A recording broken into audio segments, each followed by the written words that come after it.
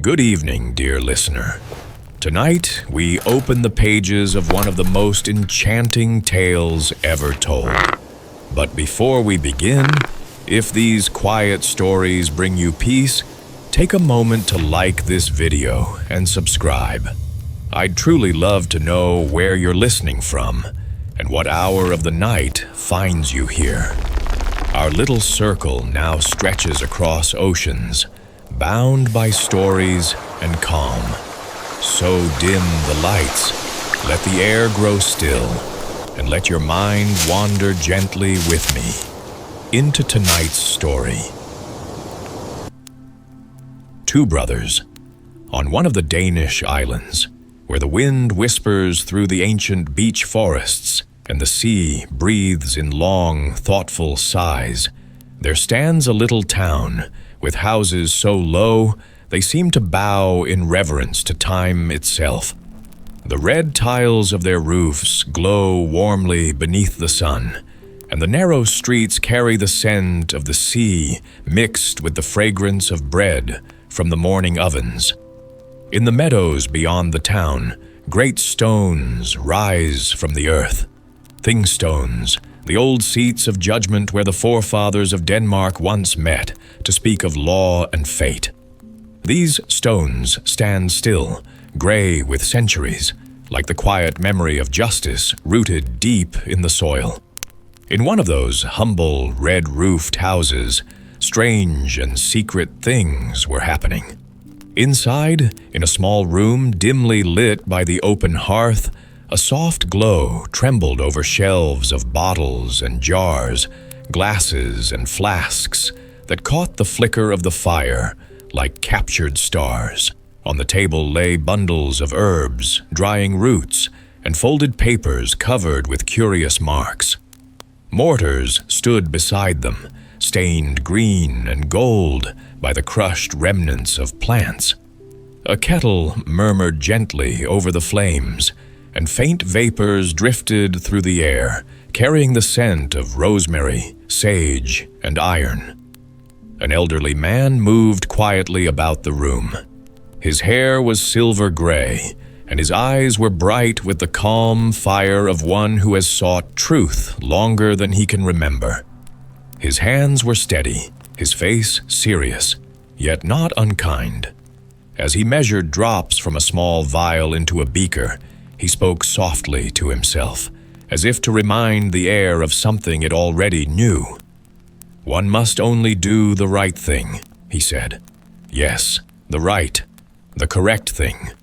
One must discover the truth about every created particle and hold fast to it. The truth alone is the foundation of all." He bent once more over his work, watching how the liquid in the glass caught the light. Behind him, through the half-open door, laughter drifted faintly from another room. Two boys, his sons, still young but filled with restless curiosity. Their mother sat with them, mending a shirt by the lamplight. She was a gentle woman, with eyes that carried both strength and tenderness, and she had always spoken to her children about what was right and just. "Truth," she would say, "is the countenance of the Lord in this world. Wherever you walk, let it shine before you." The elder of the two boys, Andersen, was bold and bright-eyed, with a look of mischief and wonder that danced in his face. He loved stories, not of kings or fairies, but of the earth and the heavens, of lightning and magnetism, of the sun and the moon, and the mysteries that bound them. To him, there was nothing so beautiful as discovery itself. When he heard the rain whisper on the windows, he imagined how each drop carried a secret law of nature. When he saw birds rise into the air, his heart burned to learn how they flew. "How marvelous it must be," he said one day, "to find out how wings work, to build something that can lift itself into the sky. To understand that would be the right thing to do. Father is right, and mother is right. The truth holds the world together." His younger brother, Hans Christian, was gentler, quieter, more inward-looking. He spent his hours buried in books, often lost in the long silence of thought. When he read about Jacob deceiving his father and stealing his brother's blessing, his small hands clenched in indignation. "It is unjust," he would whisper. "How can deceit triumph, even for a moment?" And when he read of tyrants who crushed the weak or of men who betrayed their own word, tears would come to his eyes. "There must be a truth that conquers all lies," he told his mother, "and someday I will see it triumph." The mother smiled and kissed his forehead. "Yes, my child," she said softly. "Truth and justice are of God, and no falsehood can endure forever." Evening fell, and a hush came over the little house. The glow from the hearth dimmed, and the sounds of the street faded into the sigh of the wind. The younger boy lay in bed, but his curtain was not yet drawn. The candle still burned beside him, for he had begged to finish one more story. The tale of Solon, the wise lawgiver of Athens. His eyes grew heavy as he read, but his spirit lifted higher with every line. Soon the book slipped from his fingers, and he was no longer in his little bed, but seemed to be gliding across a vast sea of light and memory. The room faded, and around him rose the marble columns of ancient Greece. He saw men in white robes debating in the sun, and among them stood Solon himself, noble and grave. The boy felt the words flow toward him, not in Danish, but in a language he somehow understood. By law, the land is ruled. Then, through that dreamlike vision, a warmth descended, gentle yet immense. A form of radiant presence bent over him, not of man or angel, but of something older and greater, the genius of the human race, the spirit of all who seek truth. It bent low and pressed a kiss upon the child's forehead. "Be thou strong in fame and strong in the battle of life," it whispered. "With truth in thy heart, fly toward the land of truth." The boy stirred, smiled faintly in his sleep, and the light dimmed around him like a fading star. In the next room, the elder brother was still awake. He stood by the window, gazing out at the mist that crept across the meadows. Their old nurse had once told him those were elves dancing, tiny spirits with silver feet, but he knew better now. "They are vapors," he murmured, "warmer than the air. That is why they rise." At that very moment, a shooting star streaked across the sky, and the boy's heart leapt. His thoughts rose with it, soaring from the mist of the earth to the glowing trail of fire in the heavens. The stars gleamed like lanterns of eternal order, and for a moment he imagined that each one hung above the world by a golden thread that reached all the way down to mankind. Then he heard a voice, not in his ears, but in his heart. "Fly with me." And suddenly the world fell away. The same mighty spirit that had kissed his brother's brow now seized him and bore him aloft, faster than wind, faster than thought, beyond clouds, beyond night, beyond all that human eyes could see. The earth turned below, a blue and fragile sphere in the thin air, and the cities upon it shone like beads of light close to one another. Through the silence of the spheres echoed the words, "What is near, what is far, when thou art lifted by the genius of mind?" He saw how invisible lines of power stretched from star to star, how the same law that bound the dust to the ground also bound the planets in their dance.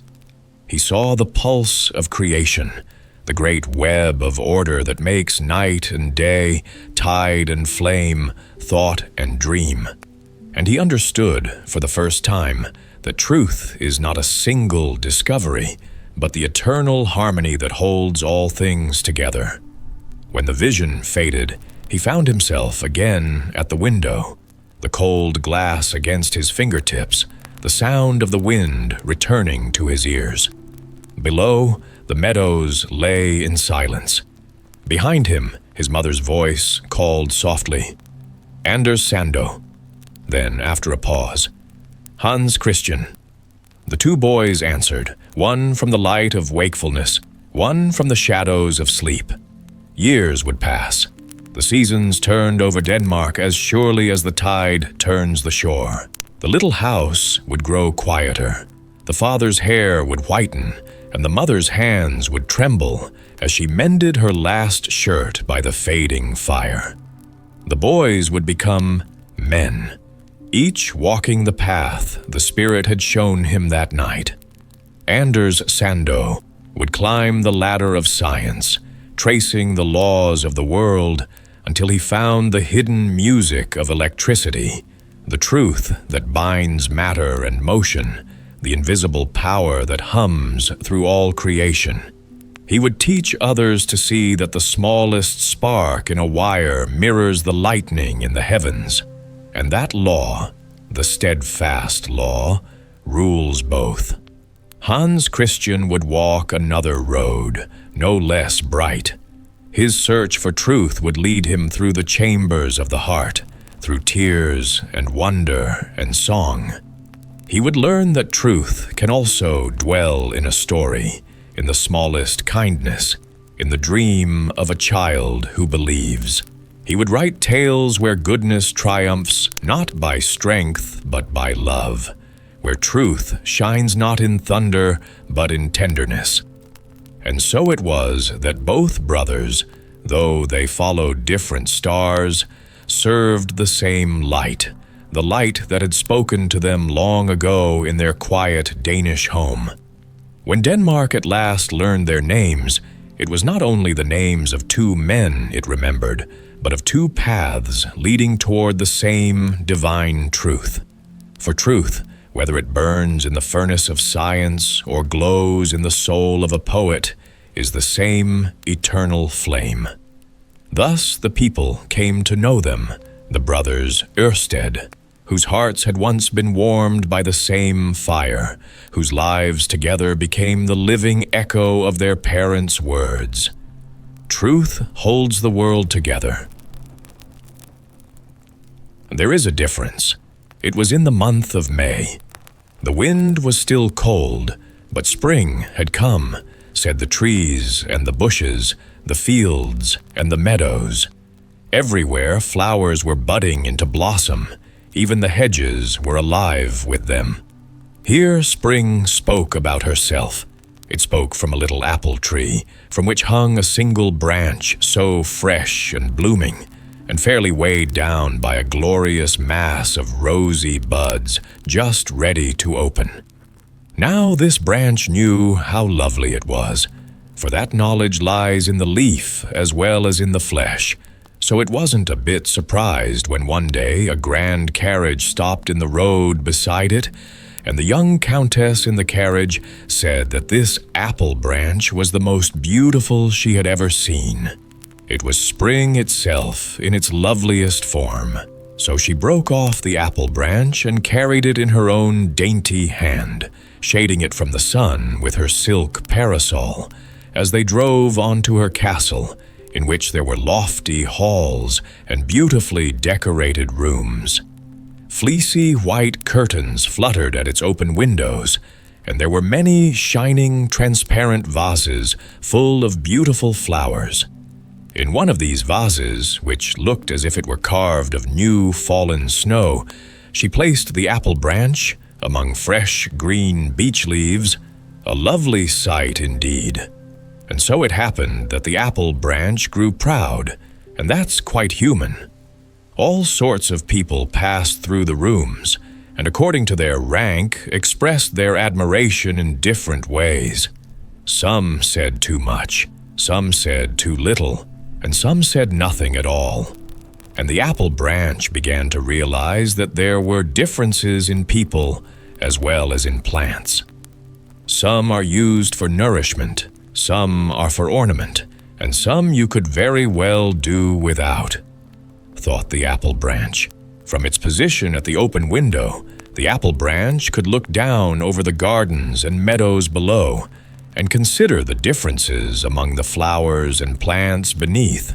Some were rich, some were poor, and some were very poor. "Miserable, rejected plants," said the apple branch. "There is a difference indeed. It's quite proper, and just that distinctions should be made. Yet how unhappy they must feel, if indeed a creature like that is capable of feeling anything, as I and my equals do. But it must be that way, otherwise everybody would be treated as though they were just alike." And the apple branch looked down with especial pity on one kind of flower that grew everywhere in meadows and ditches. They were much too common ever to be gathered into bouquets. They could be found between the paving stones. They shot up like the rankest and most worthless of weeds. They were dandelions, but people have given them the ugly name, the devil's milk pails. "Zah, poor wretched outcasts," said the apple branch. "I suppose you can't help being as common as you are, and having such a vulgar name. It's the same with plants as with men. There must be a difference." "A difference?" repeated the sunbeam as it kissed the apple branch, but it kissed the golden devil's milk pails, too. And all the other sunbeams did the same, kissing all the flowers equally, poor as well as rich. The apple branch had never thought about our Lord's infinite love for everything that lives and moves in Him, had never thought how much that it is good and beautiful can lie hidden but still not be forgotten. And that, too, was human. But the sunbeam, the ray of light, knew better. "You don't see very clearly. You are not very far-sighted. Who are these outcast flowers that you pity so much?" "Those devil's milk pails down there," replied the apple branch. "Nobody ever ties them up in bouquets. They're trodden underfoot because there are too many of them. And when they go to seed, they fly about along the road like little bits of wool and hang on people's clothes. They're just weeds. I suppose there must be weeds too, but I'm certainly happy and grateful that I'm not like one of them." Now a whole flock of children ran out into the meadow to play. The youngest of them was so tiny that he had to be carried by the others. When they set him down in the grass among the golden blossoms, he laughed and gurgled with joy, kicked his little legs, rolled over and over, and plucked only the yellow dandelions. These he kissed in innocent delight. The bigger children broke off the flowers of the dandelions and joined the hollow stalks, link by link, into chains. First, they would make one for a necklace, then a longer one to hang across the shoulders and around the waist, and finally, one to go around their heads. It was a beautiful wreath of splendid green links and chains. But the biggest of the children carefully gathered the stalks that had gone to seed, those loose, aerial, woolly blossoms, those wonderfully perfect balls of dainty white plumes, and held them to their lips, trying to blow away all the white feathers with one breath. Granny had told them that whoever could do that would receive new clothes before the year was out. The poor, despised dandelion was considered quite a prophet on such occasions. "Now, do you see?" asked the sunbeam. "Do you see its beauty and power?" "Oh, it's all right for children," replied the apple branch. Now an old woman came into the meadow. She stooped and dug up the roots of the dandelion with a blunt knife that had lost its handle. Some of the roots she would roast instead of coffee berries. Others she would sell to the apothecary to be used as drugs. "Beauty is something higher than this," said the apple branch. "Only the chosen few can really be allowed into the kingdom of the beautiful. There's as much difference between plants as between men." Then the sunbeam spoke of the infinite love of the Creator for all his creatures, for everything that has life, and of the equal distribution of all things in time and eternity. "That's just your opinion," replied the apple branch. Now some people came into the room, and among them was the young countess, who had placed the apple branch in the transparent vase. She was carrying a flower, or whatever it was, that was protected by 3 or 4 large leaves, around it like a cap, so that no breath of air or gust of wind could injure it. She carried it more carefully and tenderly than she had the apple branch when she had brought it to the castle. Very gently she removed the leaves, and then the apple branch could see what she carried. It was a delicate, feathery crown of starry seeds borne by the despised dandelion. This was what she had plucked so carefully and carried so tenderly, so that no single one of the loose, dainty, feathered arrows that rounded out its downy form should be blown away. There it was, whole and perfect. With delight she admired the beautiful form, the airy lightness, the marvelous mechanism of a thing that was destined so soon to be scattered by the wind. "Look how wonderfully beautiful our Lord made this," she cried. "I'll paint it, together with the apple branch. Everybody thinks it is so extremely beautiful. But this poor flower is lovely too. It has received as much from our Lord in another way. They are very different, yet both are children in the kingdom of the beautiful." The sunbeam kissed the poor dandelion, and then kissed the blooming apple branch, whose petals seemed to blush a deeper red. A picture from the Ramparts. It is autumn, and the world stands between the fading warmth of summer and the slow breath of winter. We stand upon the old stone ramparts, high above the murmuring shore, and look out over the vast expanse of the sea. The evening sky glows with a deep amber light, and countless ships drift upon the calm waters, their sails turned to gold by the sun's last rays.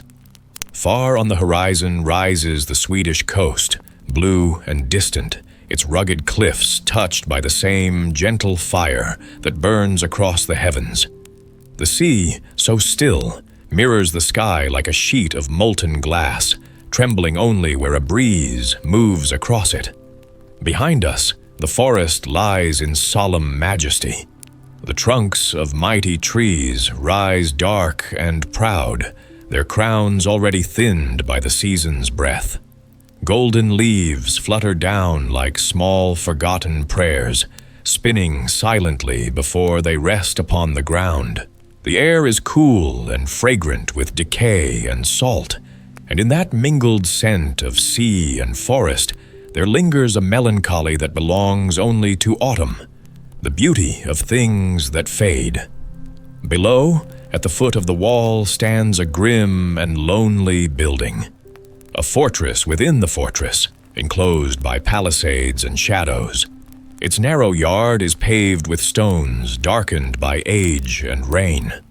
Between the rampart and that prison lies a passage so narrow and dim that even the daylight hesitates to enter.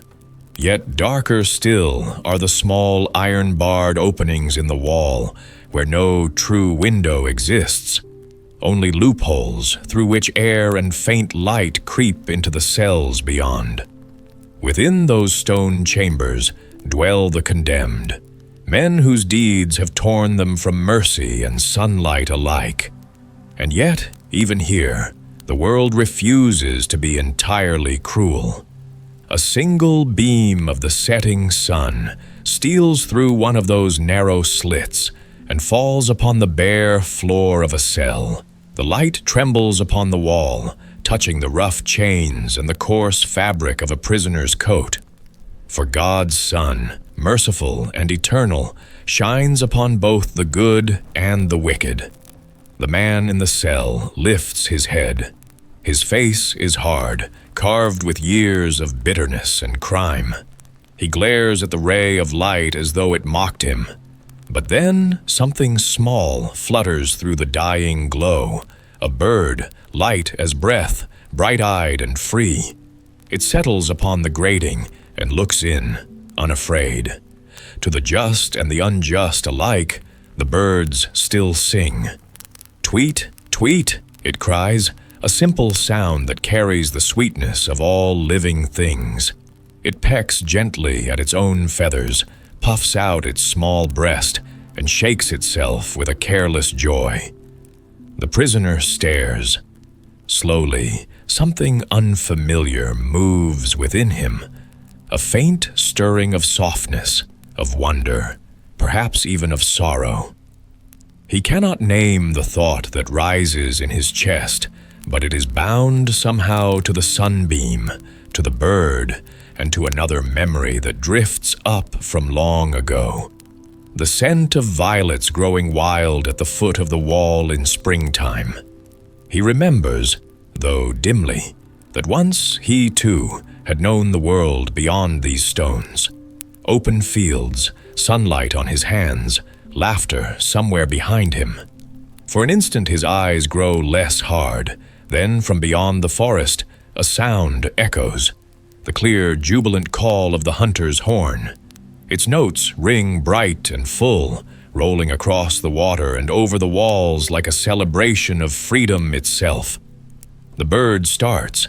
It flutters away in a flash of wings. The last beam of sunlight fades, leaving the cell cold once more. Darkness settles again, in the room and in the man's heart. Yet something remains, a trace of warmth, a quiet afterglow that does not die as quickly as the light. Outside, the sea lies calm and shining, a mirror to the heavens. The waves rise and fall like the slow breathing of the earth. The sound of the horn drifts farther away, mingling with the rustle of the leaves and the whisper of the tide. Above, the stars begin to appear, faint, patient, eternal. Sound on then, ye glorious strains of the hunter's horn. Let your music wander where man cannot go, through the woods, across the waters, and into the hearts of those forgotten by the world. For though the night comes swiftly, and the sea grows still as glass, somewhere in one dark cell, the memory of sunlight lingers, and with it, perhaps, the beginning of a prayer. The Elderbush. Once upon a time, there was a little boy who had taken cold. He had gone out and got his feet wet, though nobody could imagine how it had happened, for it was quite dry weather.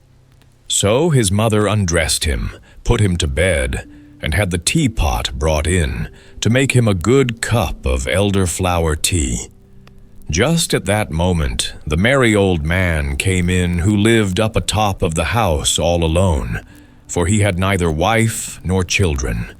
But he liked children very much, and knew so many fairy tales that it was quite delightful. "Now drink your tea," said the boy's mother. "Then perhaps you may hear a fairy tale." "If I had but something new to tell," said the old man. "But how did the child get his feet wet?" "That is the very thing that nobody can make out," said his mother. "Am I to hear a fairy tale?" asked the little boy. "Yes, if you can tell me exactly, for I must know that first, how deep the gutter is in the little street opposite that you pass through in going to school." "Just up to the middle of my boot," said the child, "but then I must go into the deep hole." "Ali, that's where the wet feet came from," said the old man. "I ought now to tell you a story, but I don't know any more." "You can make one in a moment," said the little boy.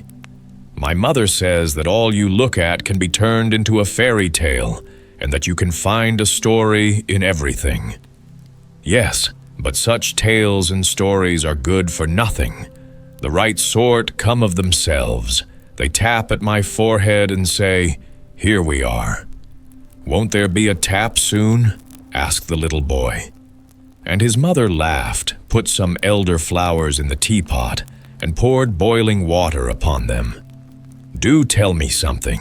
Pray do.' Yes, if a fairy tale would come of its own accord, but they are proud and haughty, and come only when they choose.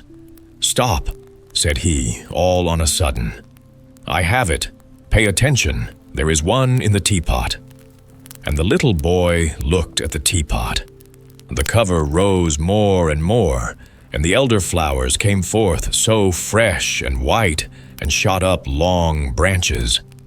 Out of the spout even did they spread themselves on all sides, and grew larger and larger. It was a splendid elderbush, a whole tree, and it reached into the very bed and pushed the curtains aside. How it bloomed, and what an odor! In the middle of the bush sat a friendly-looking old woman in a most strange dress. It was quite green, like the leaves of the elder, and was trimmed with large white elder flowers, so that at first one could not tell whether it was a stuff or a natural green and real flowers. "What's that woman's name?" asked the little boy. "The Greeks and Romans," said the old man, "called her a dryad, but that we do not understand. The people who live in the new booths have a much better name for her. They call her Old Granny, and she it is to whom you are to pay attention. Now listen, and look at the beautiful elderbush, a row of buildings for seamen in Copenhagen. Just such another large blooming elder tree stands near the new booths. It grew there in the corner of a little miserable courtyard, and under it sat, of an afternoon, in the most splendid sunshine, two old people, an old seaman and his old wife. They had great-grandchildren, and were soon to celebrate the 50th anniversary of their marriage, but they could not exactly recollect the date, and old Granny sat in the tree and looked as pleased as now. "I know the date," said she, but those below did not hear her, for they were talking about old times. "Yes, can't you remember when we were very little," said the old seaman, "and ran and played about? It was the very same courtyard where we now are, and we stuck slips in the ground and made a garden." "I remember it well," said the old woman. "I remember it quite well. We watered the slips, and one of them was an elderbush. It took root, put forth green shoots, and grew up to be the large tree under which we old folks are now sitting." "To be sure," said he, "and there in the corner stood a water pail, where I used to swim my boats." "True, but first we went to school to learn somewhat," said she, "and then we were confirmed. We both cried, but in the afternoon we went up the round tower and looked down on Copenhagen and far, far away over the water. Then we went to Frederiksberg, where the king and the queen were sailing about in their splendid barges. But I had a different sort of sailing to that later, and that too for many a year, a long way off on great voyages. Yes, many a time have I wept for your sake," said she. "I thought you were dead and gone, and lying down in the deep waters. Many a night have I got up to see if the wind had not changed, and changed it had, sure enough, but you never came. I remember so well one day, when the rain was pouring down in torrents, the scavengers were before the house where I was in service, and I had come up with the dust, and remained standing at the door. It was dreadful weather, when just as I was there, the postman came and gave me a letter. It was from you. What a tour that letter had made! I opened it instantly and read. I laughed and wept. I was so happy. In it I read that you were in warm lands where the coffee tree grows. What a blessed land that must be.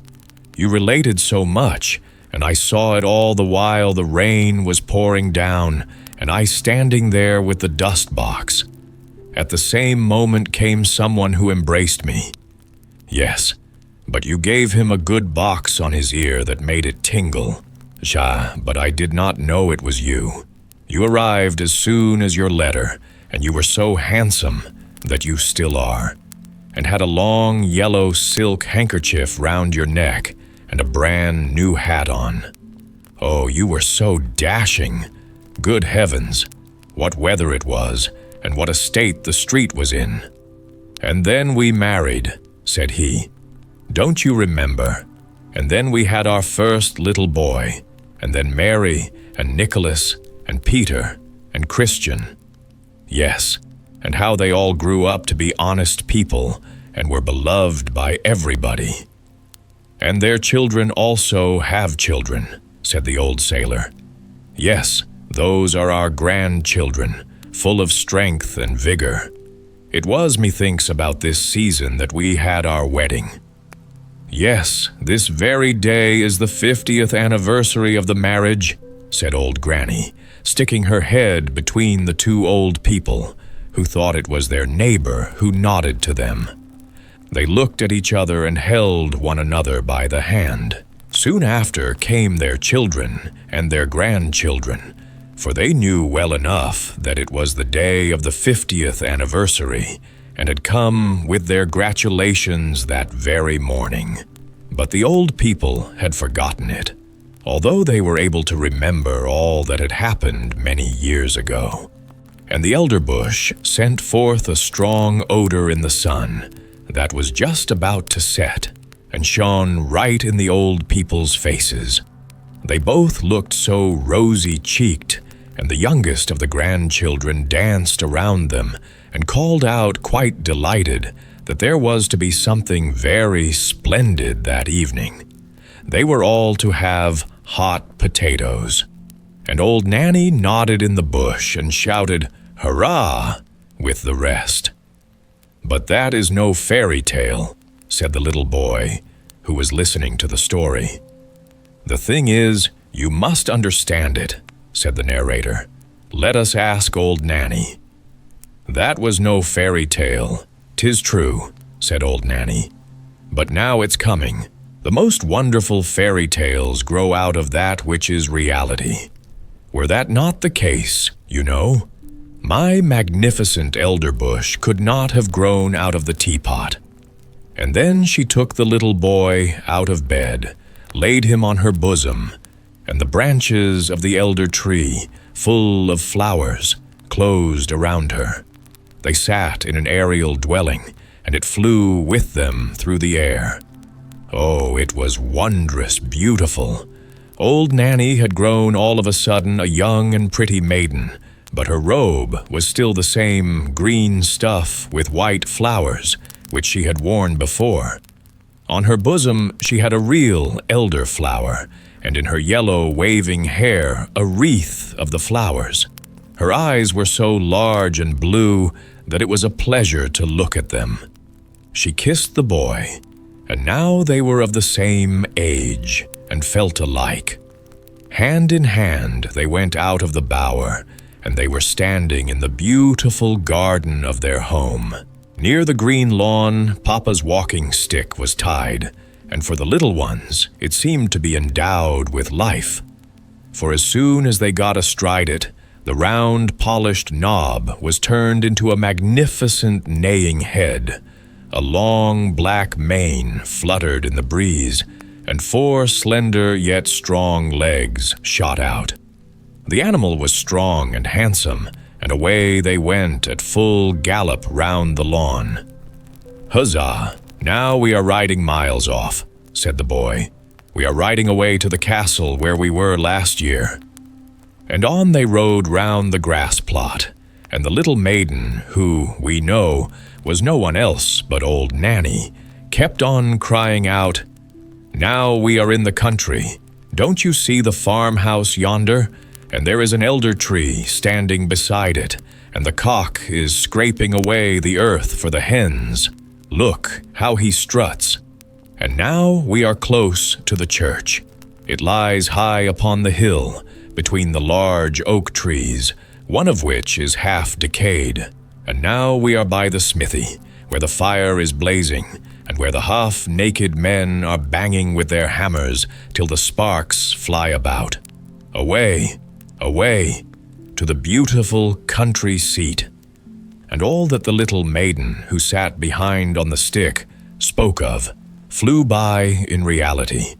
The boy saw it all, and yet they were only going round the grass plot. Then they played in a side avenue and marked out a little garden on the earth. And they took elder blossoms from their hair, planted them, and they grew just like those the old people planted when they were children, as related before. They went hand in hand, as the old people had done when they were children, but not to the Round Tower or to Friedrichsburg. No, the little damsel wound her arms round the boy, and then they flew far away through all Denmark.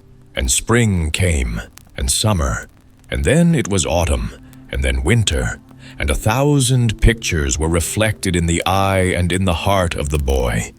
And the little girl always sang to him, "This you will never forget." And during their whole flight, the elder tree smelt so sweet and odorous. He remarked the roses and the fresh beeches, but the elder tree had a more wondrous fragrance, for its flowers hung on the breast of the little maiden. And there, too, did he often lay his head during the flight. "It is lovely here in spring," said the young maiden. And they stood in a beech wood that had just put on its first green, where the wood roof at their feet sent forth its fragrance, and the pale red anemone looked so pretty among the verdure. Oh, would it were always spring in the sweetly smelling Danish beech forests. Asperula odorata. "It is lovely here in summer," said she, and she flew past old castles of bygone days of chivalry, where the red walls and the embattled gables were mirrored in the canal, where the swans were swimming, and peered up into the old, cool avenues. In the fields, the corn was waving like the sea. In the ditches, red and yellow flowers were growing, while wild drone flowers and blooming convolvuluses were creeping in the hedges. And towards evening the moon rose round and large, and the haycocks in the meadows smelt so sweetly. "This one never forgets. It is lovely here in autumn," said the little maiden. And suddenly the atmosphere grew as blue again as before. The forest grew red and green and yellow-colored. The dogs came leaping along, and whole flocks of wildfowl flew over the cairn, where blackberry bushes were hanging round the old stones. The sea was dark blue, covered with ships full of white sails, and in the barn old women, maidens, and children were sitting picking hops into a large cask. The young sang songs, but the old told fairy tales of mountain sprites and soothsayers. Nothing could be more charming.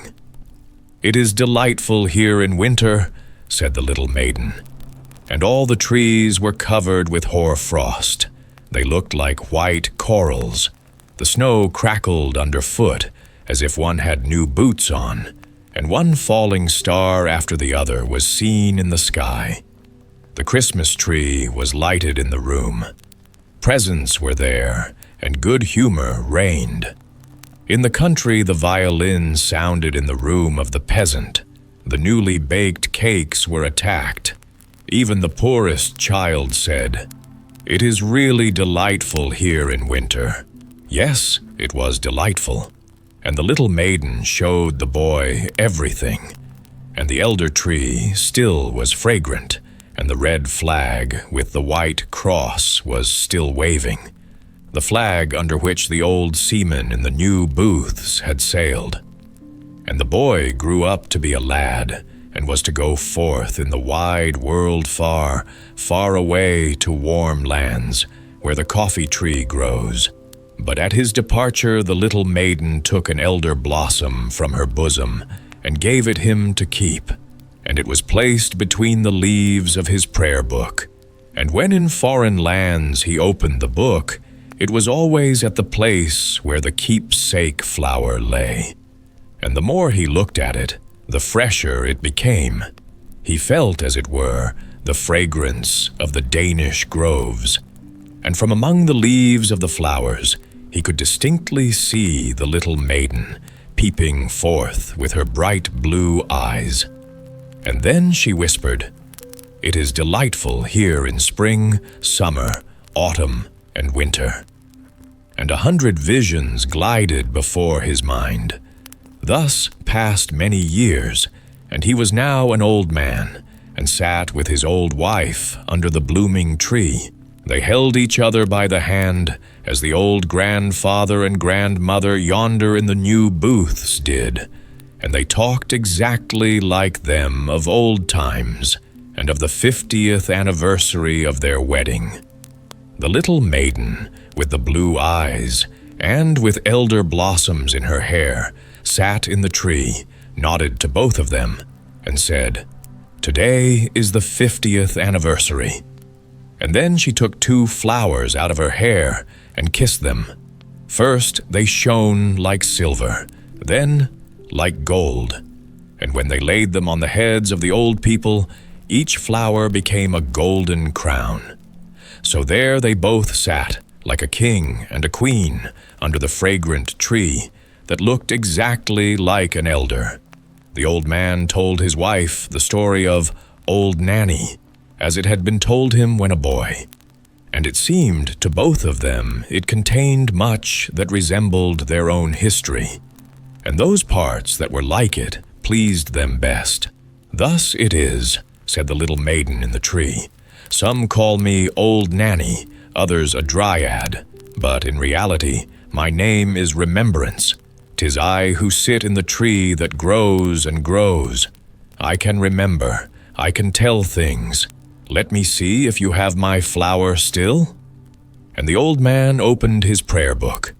There lay the elder blossom, as fresh as if it had been placed there but a short time before. And Remembrance nodded, and the old people, decked with crowns of gold, sat in the flush of the evening sun. They closed their eyes, and yes, that's the end of the story. The little boy lay in his bed. He did not know if he had dreamed or not, or if he had been listening while someone told him the story. The teapot was standing on the table, but no elder tree was growing out of it.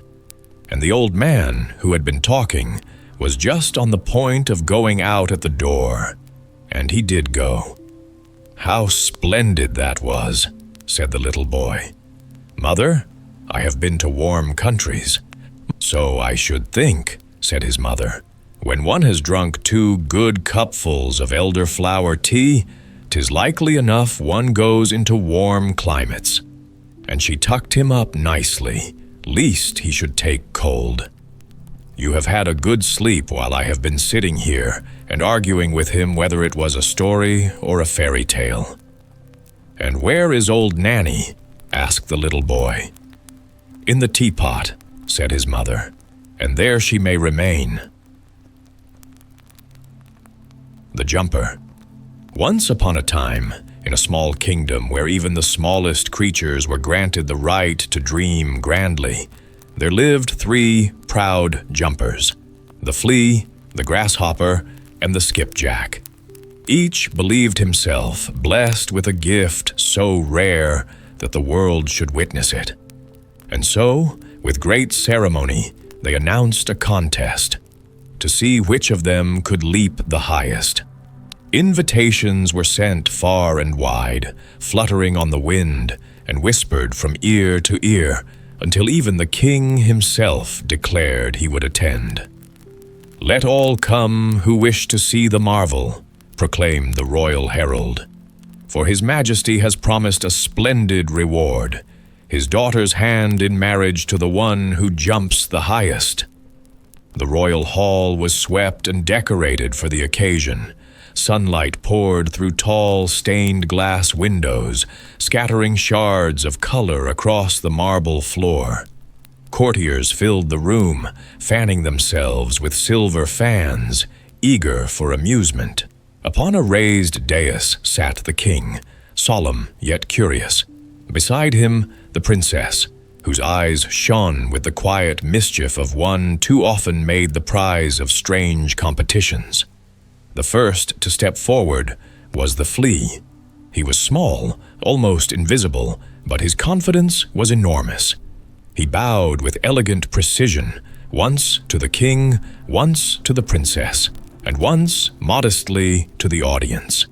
His manners were flawless, for, as everyone knew, he carried noble blood in his veins, the blood of ladies, no less. Having feasted upon humanity, he felt himself rather above the animal kingdom, and looked at his rivals with delicate disdain. Next came the grasshopper. He was larger, green as a spring meadow, and possessed a pleasing figure that gleamed beneath the chandeliers. He carried himself with the pride of an ancient lineage.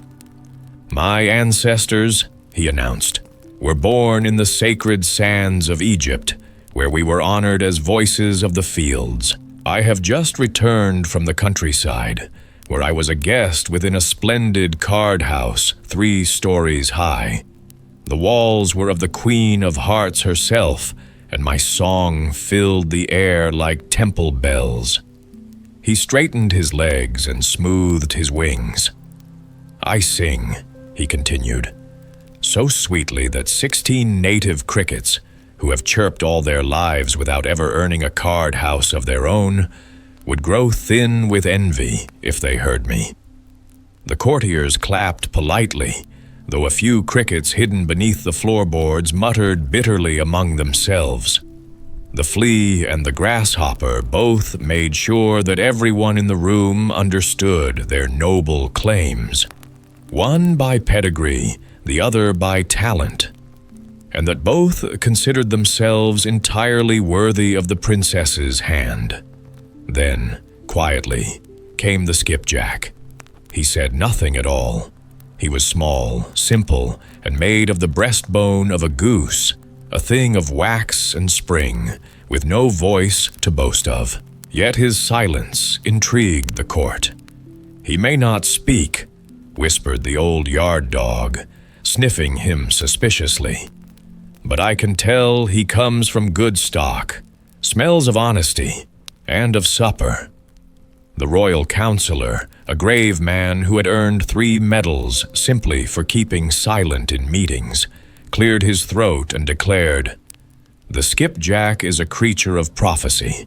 From his bones one might tell whether winter will be harsh or gentle, and that's more than can be said for the man who writes the almanac." The king nodded gravely. "We shall see," he said. "I speak little, but I think much." And so the contest began. The flea went first. With a twitch of his tiny limbs, he vanished. So high did he spring that no one could see him. The audience gasped, or perhaps pretended to, for how could anyone applaud what they could not witness? Murmurs rose. "He didn't jump at all," some whispered. "A trick," said others. The flea returned to the floor, insulted by their blindness. "Ignorance," he hissed under his breath. Next came the grasshopper. He flexed his long legs, hummed a few triumphant notes, and leapt, not quite as high as the flea, but far enough to land directly in the king's face. The monarch flinched, his crown tilting askew. "Highly improper," he roared. The grasshopper bowed in embarrassment, though he secretly thought the leap rather magnificent. Finally, the skipjack took his place. He stood still for a long time, so long that some thought his spring was broken. "Poor thing," muttered the yard dog, sniffing again. "He's lost his nerve." The princess leaned forward, amused. Then, snap.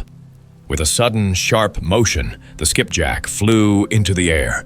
Not high, not far, but perfectly aimed, landing gently in the lap of the princess herself, who let out a startled laugh. The crowd gasped, the flea fumed, the grasshopper sulked. The king rose. "The highest leap," he declared, "is not the one that vanishes from sight, nor the one that strikes my royal nose, but the one that reaches the heart. He who has sprung to my daughter has leapt highest indeed." And thus the skipjack, humble and silent, won the princess's hand. The flea muttered bitterly, "I leapt to heaven itself, and yet am unseen. But in this world, it seems, one must have a body to be believed." He packed his tiny knapsack and enlisted in foreign service, where, they say, he met his end upon a soldier's sleeve. The grasshopper, heartbroken and reflective, retired to a ditch outside the palace. There he sang to the twilight, a mournful tune of envy and wisdom. "A body is required," he repeated. "A body is required." His melancholy melody drifted through the reeds, and some say that's how this tale came to be told. As for the skipjack, he became a prince, light of body but full of spring. The princess found him delightful, for though he was made of mere wax and wire, he could make her laugh whenever he leapt. And though others claimed the story was untrue, it was written down all the same. For in this world, what is printed often passes for truth. The Storks. On the very edge of a quiet little village, where the fields began and the marshes breathed their soft mist in the evenings, stood a small white house with a thatched roof. Upon its chimney, high above the hum of human life, the storks had built their home, a wide nest made of twigs, straw, and forgotten ribbons carried from gardens and barns.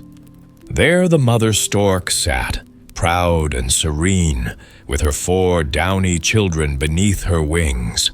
Their long necks were still soft and uncertain, their beaks black and clumsy, not yet bright red like their parents'. A little distance away, upon the roof ridge, stood the father stork, upright and stately, balancing on one leg. The other he tucked beneath him with such stillness that a passer-by might have thought him carved from dark wood. "It must look very grand," he thought to himself. "How noble I appear, like a sentry guarding my household. The people below surely believe that I am placed here by command, a true officer of the stork army. They do not know I am a husband keeping watch."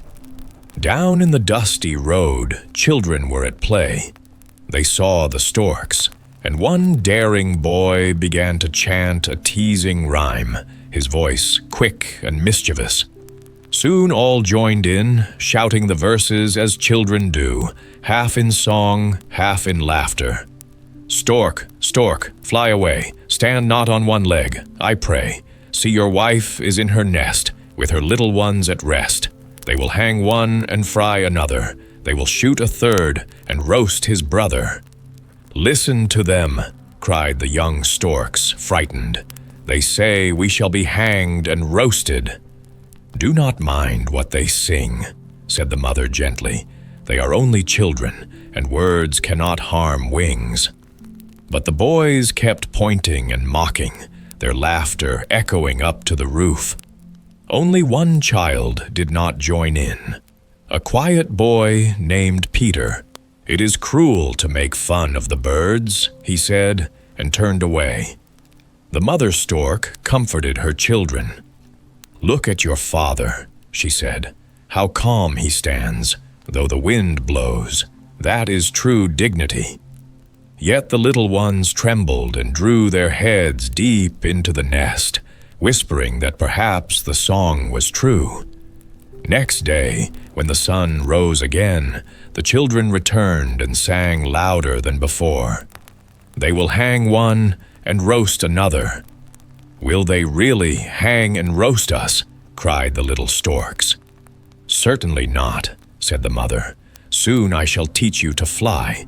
Then we shall go to the meadows, and you shall see the frogs bow to us in the water, croaking, croak, croak, as if begging for mercy. And then we shall eat them. That will be your first feast. And after that? Asked the eager young ones. After that, said the mother, all the storks in the country gather for the great autumn drill. The general inspects us all, and whoever cannot fly well is thrust through with his beak and sent tumbling into the reeds. So you must learn quickly. Oh, gasped the children, then it is true. They may kill us. Not like the boys say, answered the mother. And when we have passed the general's review, we shall travel far away, to Egypt, where the sun is kind and the air never freezes. There you will see mountains like giants and stone houses shaped like triangles that pierce the sky. They are called pyramids and are older than the oldest stork can remember. There runs a mighty river that swells and overflows its banks, leaving soft mud behind, full of delicious frogs. The young storks stretch their necks in wonder. Oh, how beautiful it must be there. Yes, said the mother dreamily. While we stroll in the sunshine, eating and resting, the trees here will stand bare, and the water will turn to white dust that falls from the sky. Will the naughty boys turn to white dust too? Asked one of the little ones.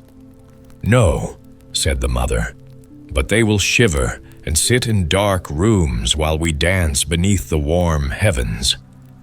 As the weeks passed, the young storks grew tall and sleek.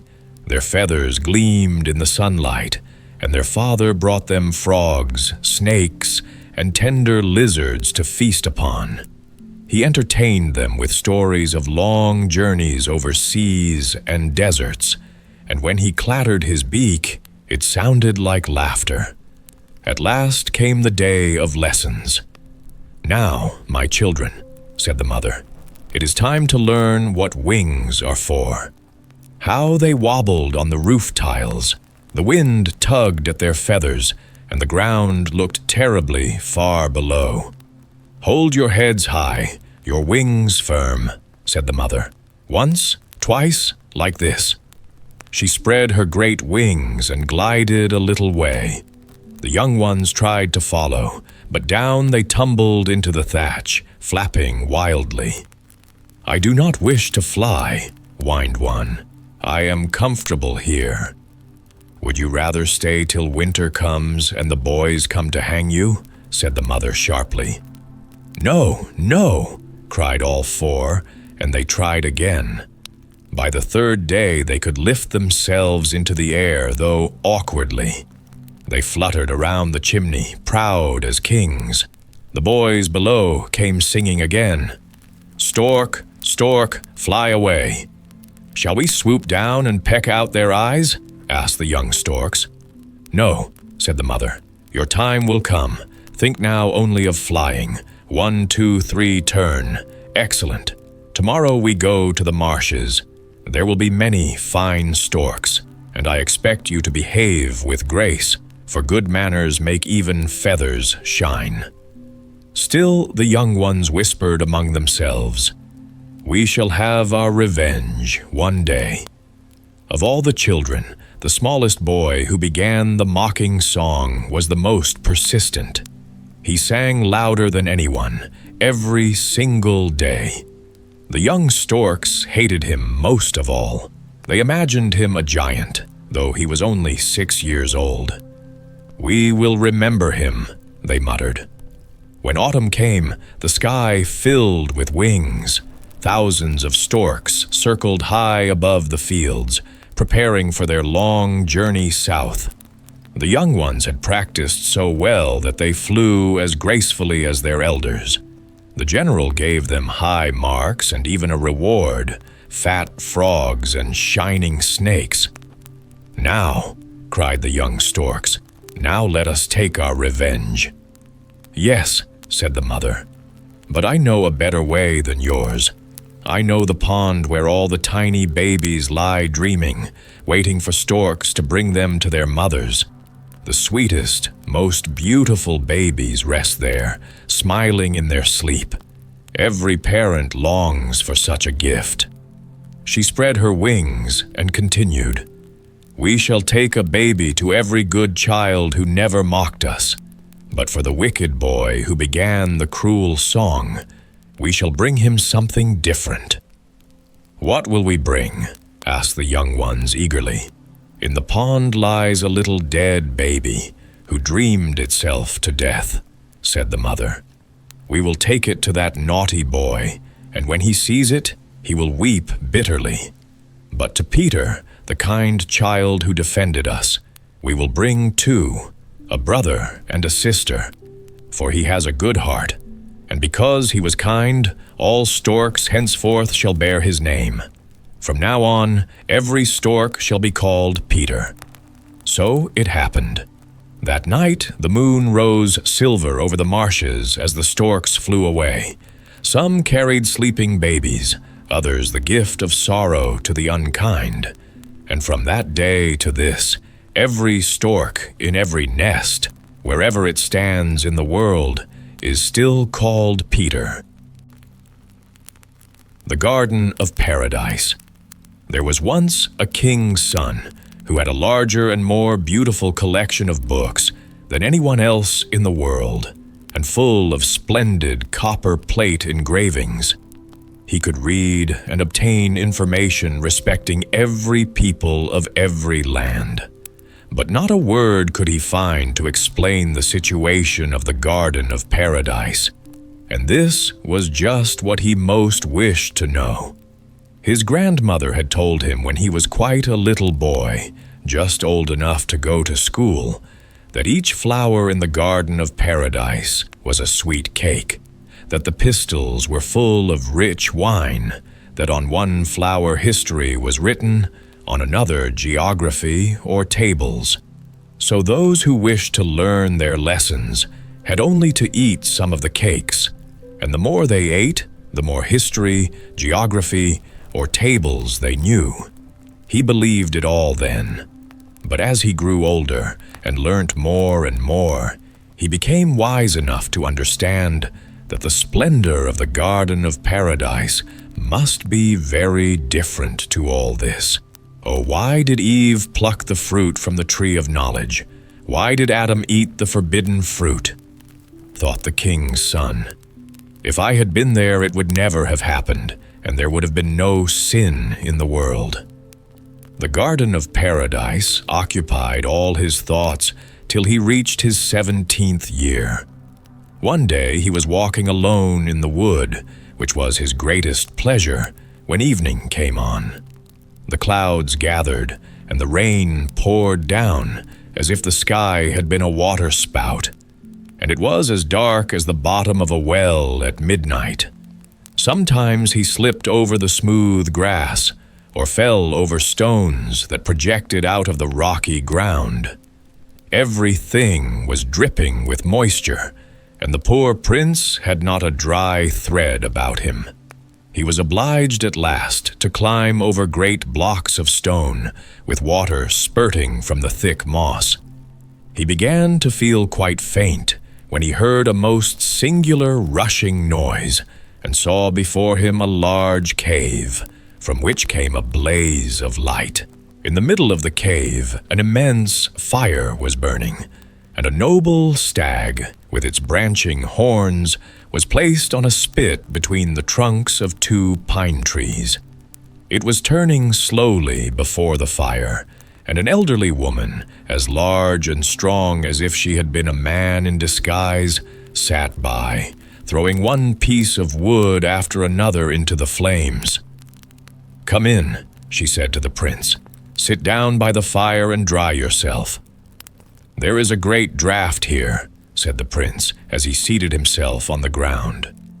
"It will be worse when my sons come home," replied the woman.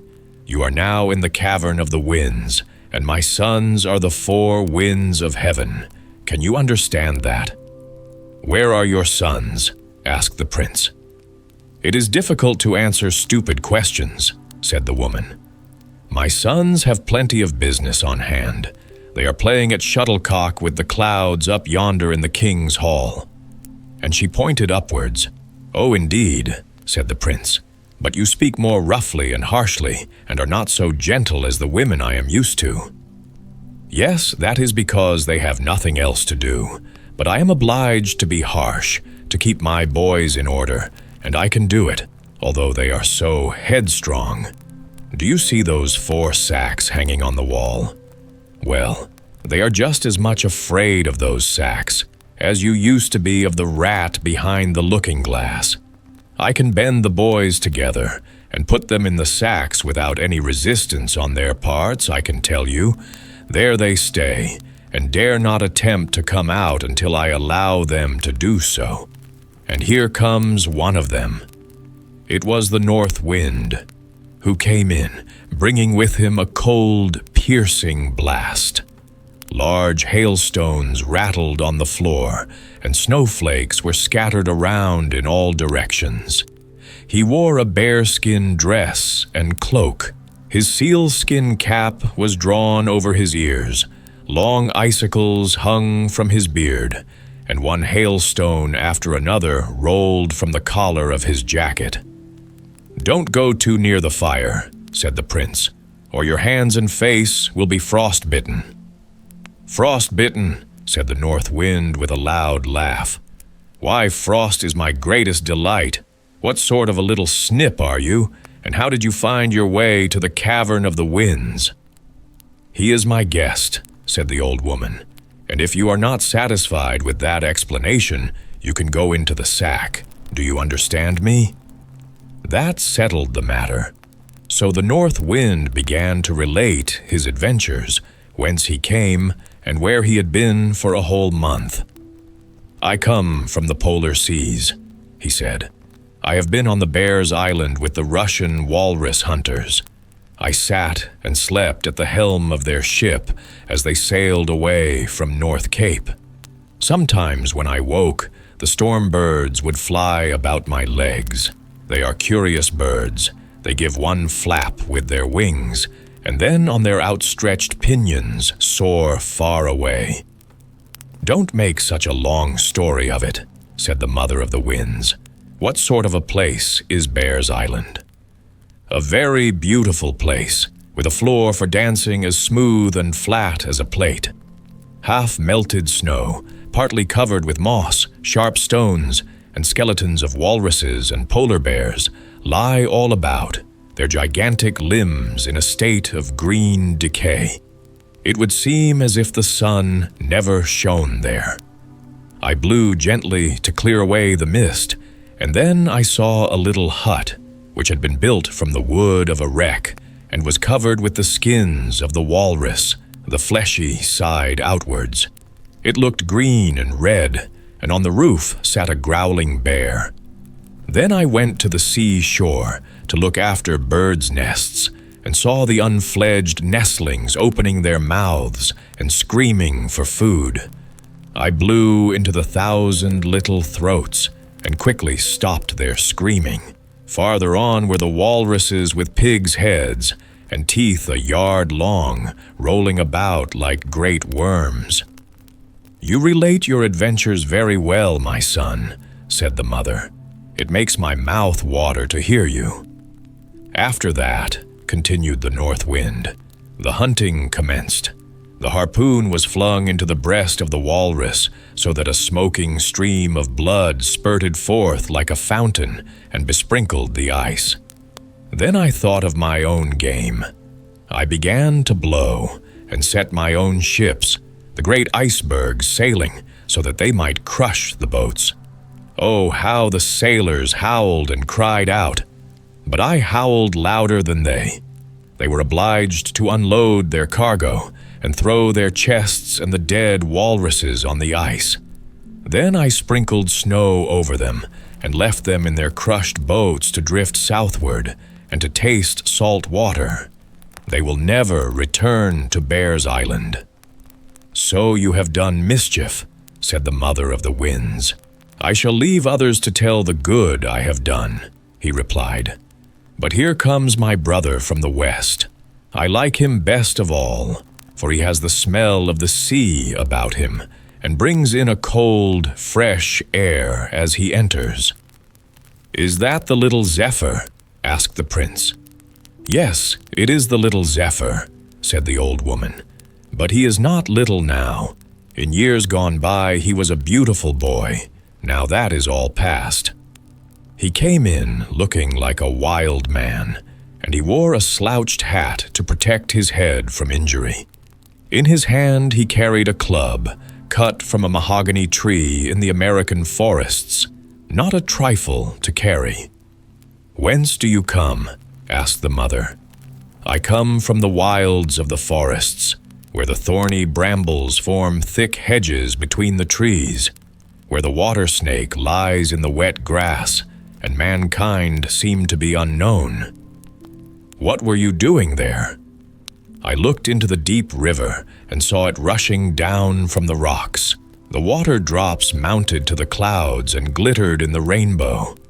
I saw the wild buffalo swimming in the river, but the strong tide carried him away amidst a flock of wild ducks, which flew into the air as the waters dashed onwards, leaving the buffalo to be hurled over the waterfall. This pleased me, so I raised a storm, which rooted up old trees and sent them floating down the river." "And what else have you done?" asked the old woman. "I have rushed wildly across the savannas. I have stroked the wild horses and shaken the cocoa nuts from the trees. Yes, I have many stories to relate, but I need not tell everything I know. You know it all very well, don't you, old lady?" And he kissed his mother so roughly that she nearly fell backwards. Oh, he was, indeed, a wild fellow. Now in came the south wind, with a turban and a flowing Bedouin cloak. "How cold it is here," said he, throwing more wood on the fire. "It is easy to feel that the north wind has arrived here before me." "Why, it is hot enough here to roast a bear," said the north wind. "You are a bear yourself," said the other. "Do you want to be put in the sack, both of you?" said the old woman. "Sit down now, on that stone, yonder, and tell me where you have been." "In Africa, mother.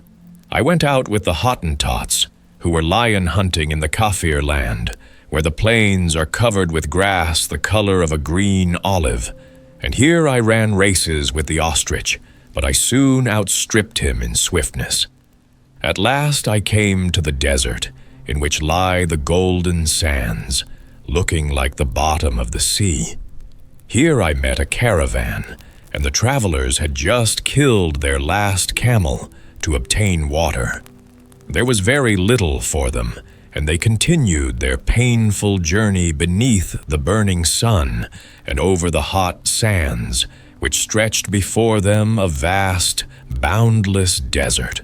Then I rolled myself in the loose sand and whirled it in burning columns over their heads. The dromedaries stood still in terror, while the merchants drew their caftans over their heads and threw themselves on the ground before me, as they do before Allah, their God. Then I buried them beneath a pyramid of sand, which covers them all. When I blow that away on my next visit, the sun will bleach their bones, and travelers will see that others have been there before them. Otherwise, in such a wild desert, they might not believe it possible." "So you have done nothing but evil," said the mother. "Into the sack with you." And, before he was aware, she had seized the south wind round the body and popped him into the bag. He rolled about on the floor till she sat herself upon him to keep him still. "These boys of yours are very lively," said the prince. "Yes," she replied. but I know how to correct them when necessary. And here comes the fourth. In came the east wind, dressed like a Chinese. "Oh, you come from that quarter, do you?" said she. "I thought you had been to the Garden of Paradise." "I am going there tomorrow," he replied. "I have not been there for 100 years. I have just come from China, where I danced round the porcelain tower till all the bells jingled again. In the streets, an official flogging was taking place, and bamboo canes were being broken on the shoulders of men of every high position, from the 1st to the 9th grade. They cried, 'Many thanks, my fatherly benefactor.' But I am sure the words did not come from their hearts, so I rang the bells till they sounded, ding, ding dong. 'You are a wild boy,' said the old woman. 'It is well for you that you are going tomorrow to the Garden of Paradise. You always get improved in your education there. Drink deeply from the fountain of wisdom while you are there, and bring home a bottleful for me.' 'Ah, that I will,' said the east wind. 'But why have you put my brother South in a bag? Let him out, for I want him to tell me about the phoenix bird. The princess always wants to hear of this bird when I pay her my visit every 100 years. If you will open the sack, sweetest mother, I will give you 2 pocketfuls of tea, green and fresh as when I gathered it from the spot where it grew.' 'Well, for the sake of the tea, and because you are my own boy, I will open the bag.' She did so, and the south wind crept out, looking quite cast down, because the prince had seen his disgrace.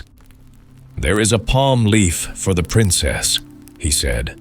'The old phoenix, the only one in the world, gave it to me himself.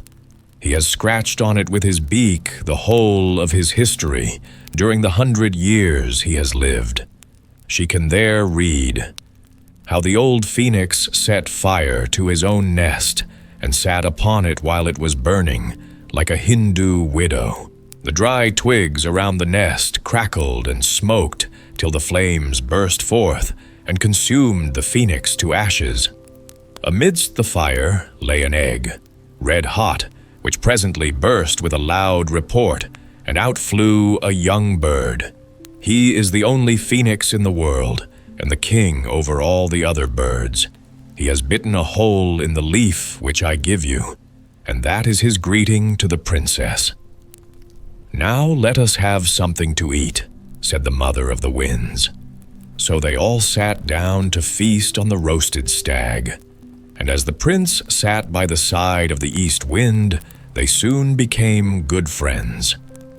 Pray tell me, said the prince, who is that princess of whom you have been talking, and where lies the Garden of Paradise? Ho, ho, said the east wind. Would you like to go there?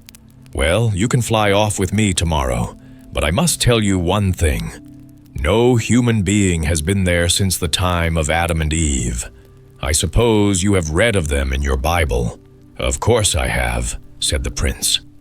Well, continued the east wind, when they were driven out of the Garden of Paradise, it sunk into the earth, but it retained its warm sunshine, its balmy air, and all its splendor. The fairy queen lives there in the island of happiness, where death never comes and all is beautiful. I can manage to take you there tomorrow if you will sit on my back. But now, don't talk any more, for I want to go to sleep. And then they all slept.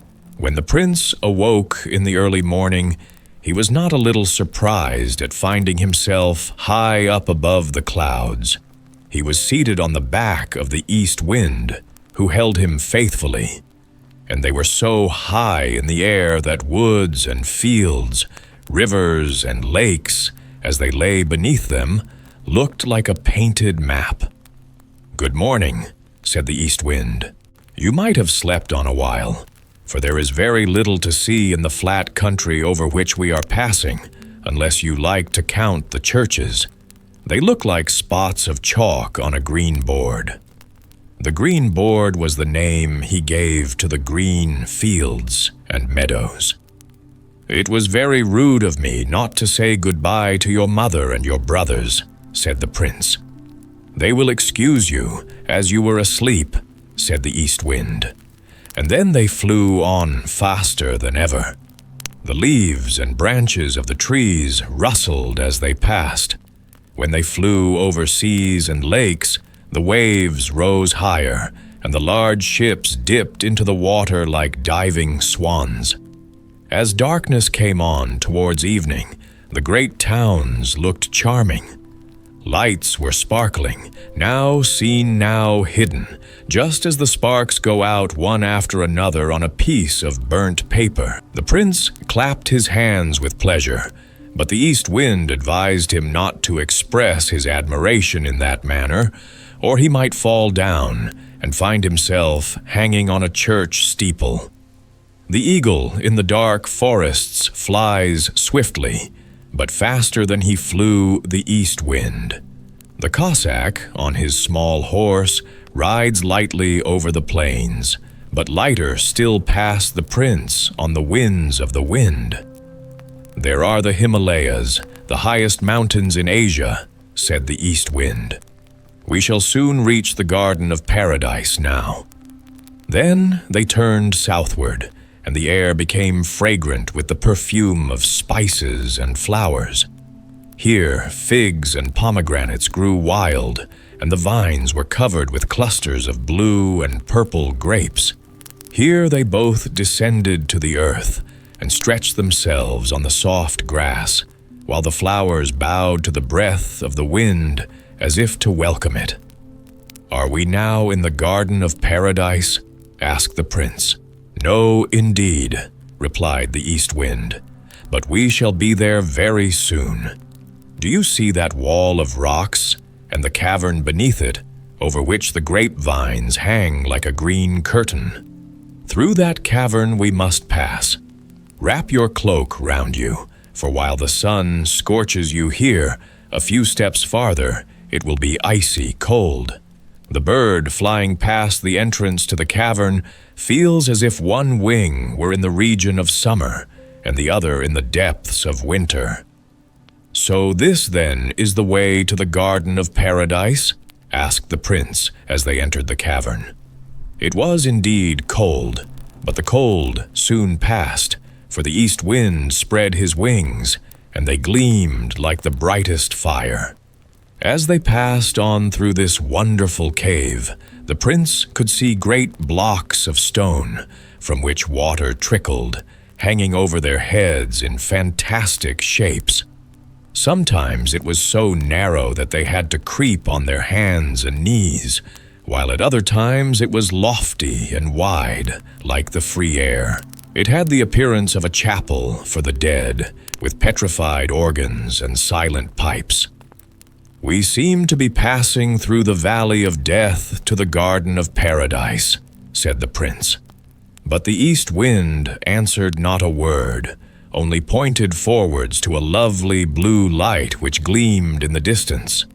The blocks of stone assumed a misty appearance, till at last they looked like white clouds in moonlight. The air was fresh and balmy, like a breeze from the mountains perfumed with flowers from a valley of roses. A river, clear as the air itself, sparkled at their feet, while in its clear depths could be seen gold and silver fish sporting in the bright water, and purple eels emitting sparks of fire at every moment, while the broad leaves of the water lilies that floated on its surface flickered with all the colors of the rainbow. The flower in its color of flame seemed to receive its nourishment from the water, as a lamp is sustained by oil. A marble bridge of such exquisite workmanship that it appeared as if formed of lace and pearls led to the island of happiness, in which bloomed the Garden of Paradise. The east wind took the prince in his arms and carried him over, while the flowers and the leaves sang the sweet songs of his childhood in tones so full and soft that no human voice could venture to imitate. Within the garden grew large trees, full of sap, but whether they were palm trees or gigantic water plants, the prince knew not. The climbing plants hung in garlands of green and gold, like the illuminations on the margins of old missals or twined among the initial letters. Birds, flowers, and festoons appeared intermingled in seeming confusion. Close by, on the grass, stood a group of peacocks, with radiant tails outspread to the sun. The prince touched them, and found, to his surprise, that they were not really birds, but the leaves of the burdock tree, which shone with the colors of a peacock's tail. The lion and the tiger, gentle and tame, were springing about like playful cats among the green bushes, whose perfume was like the fragrant blossom of the olive. The plumage of the wood pigeon glistened like pearls as it struck the lion's mane with its wings, while the antelope, usually so shy, stood near, nodding its head as if it wished to join in the frolic. The fairy of paradise next made her appearance. Her raiment shone like the sun, and her serene countenance beamed with happiness, like that of a mother rejoicing over her child. She was young and beautiful, and a train of lovely maidens followed her, each wearing a bright star in her hair. The east wind gave her the palm leaf, on which was written the history of the phoenix, and her eyes sparkled with joy. She then took the prince by the hand and led him into her palace, the walls of which were richly colored, like a tulip leaf when it is turned to the sun. The roof had the appearance of an inverted flower, and the colors grew deeper and brighter to the gazer. The prince walked to a window and saw what appeared to be the tree of knowledge of good and evil, with Adam and Eve standing by, and the serpent near them. "I thought they were banished from paradise," he said. The princess smiled and told him that time had engraved each event on a window pane in the form of a picture. But, unlike other pictures, all that it represented lived and moved. The leaves rustled, and the persons went and came, as in a looking-glass. He looked through another pane and saw the ladder in Jacob's dream, on which the angels were ascending and descending with outspread wings. All that had ever happened in the world here lived and moved on the panes of glass, in pictures such as time alone could produce. The fairy now led the prince into a large, lofty room with transparent walls, through which the light shone. Here were portraits, each one appearing more beautiful than the other. Millions of happy beings, whose laughter and song mingled in one sweet melody. Some of these were in such an elevated position that they appeared smaller than the smallest rosebud, or like pencil dots on paper. In the center of the hall stood a tree, with drooping branches from which hung golden apples, both great and small, looking like oranges amid the green leaves. It was the tree of knowledge of good and evil, from which Adam and Eve had plucked and eaten the forbidden fruit, and from each leaf trickled a bright red dewdrop, as if the tree were weeping tears of blood for their sin. "Let us now take the boat," said the fairy. "A sail on the cool waters will refresh us, but we shall not move from the spot, although the boat may rock on the swelling water. The countries of the world will glide before us, but we shall remain still." It was indeed wonderful to behold. First came the lofty Alps, snow-clad and covered with clouds and dark pines. The horn resounded, and the shepherds sang merrily in the valleys. The banana trees bent their drooping branches over the boat, Black swans floated on the water, and singular animals and flowers appeared on the distant shore. New Holland, the fifth division of the world, now glided by, with mountains in the background, looking blue in the distance. They heard the song of the priests and saw the wild dance of the savage to the sound of the drums and trumpets of bone.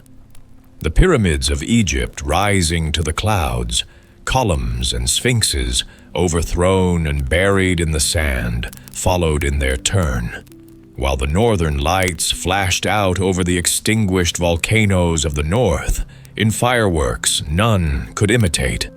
The prince was delighted, and yet he saw hundreds of other wonderful things more than can be described. "Can I stay here forever?" asked he. "That depends upon yourself," replied the fairy. "If you do not, like Adam, long for what is forbidden, you can remain here always." "I should not touch the fruit on the tree of knowledge," said the prince. "There is abundance of fruit equally beautiful." "Examine your own heart," said the princess, "and if you do not feel sure of its strength, return with the east wind who brought you. He is about to fly back, and will not return here for 100 years.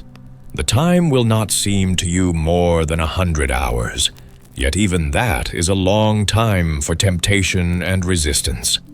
Every evening, when I leave you, I shall be obliged to say, 'Come with me,' and to beckon to you with my hand.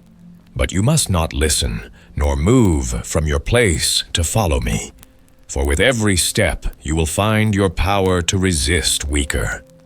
If once you attempted to follow me, you would soon find yourself in the hall, where grows the tree of knowledge, for I sleep beneath its perfumed branches.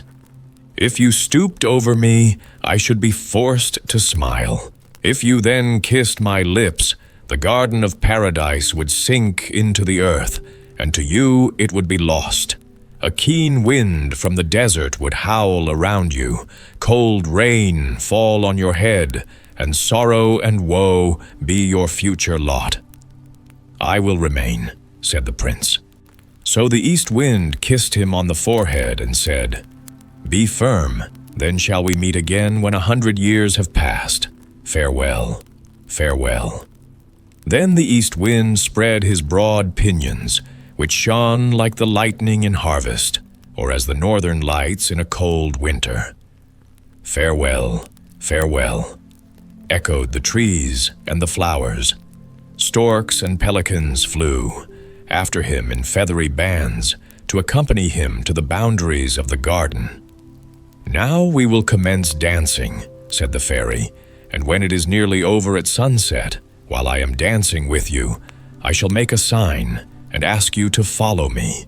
But do not obey. I shall be obliged to repeat the same thing for 100 years, and each time, when the trial is past, if you resist, you will gain strength till resistance becomes easy, and at last the temptation will be quite overcome. This evening, as it will be the first time, I have warned you." After this, the fairy led him into a large hall filled with transparent lilies. The yellow stamina of each flower formed a tiny golden harp, from which came forth strains of music like the mingled tones of flute and lyre. Beautiful maidens, slender and graceful in form, and robed in transparent gauze, floated through the dance and sang of the happy life in the garden of paradise, where death never entered, and where all would bloom forever in immortal youth. As the sun went down, the whole heavens became crimson and gold, and tinted the lilies with the hue of roses. Then the beautiful maidens offered to the prince sparkling wine, and when he had drank, he felt happiness greater than he had ever known before. Presently the background of the hall opened, and the tree of knowledge appeared, surrounded by a halo of glory that almost blinded him. Voices, soft and lovely as his mother's, sounded in his ears, as if she were singing to him, "My child, my beloved child." Then the fairy beckoned to him and said in sweet accents, "Come with me, come with me." Forgetting his promise, forgetting it even on the very first evening, he rushed towards her while she continued to beckon to him and to smile. The fragrance around him overpowered his senses.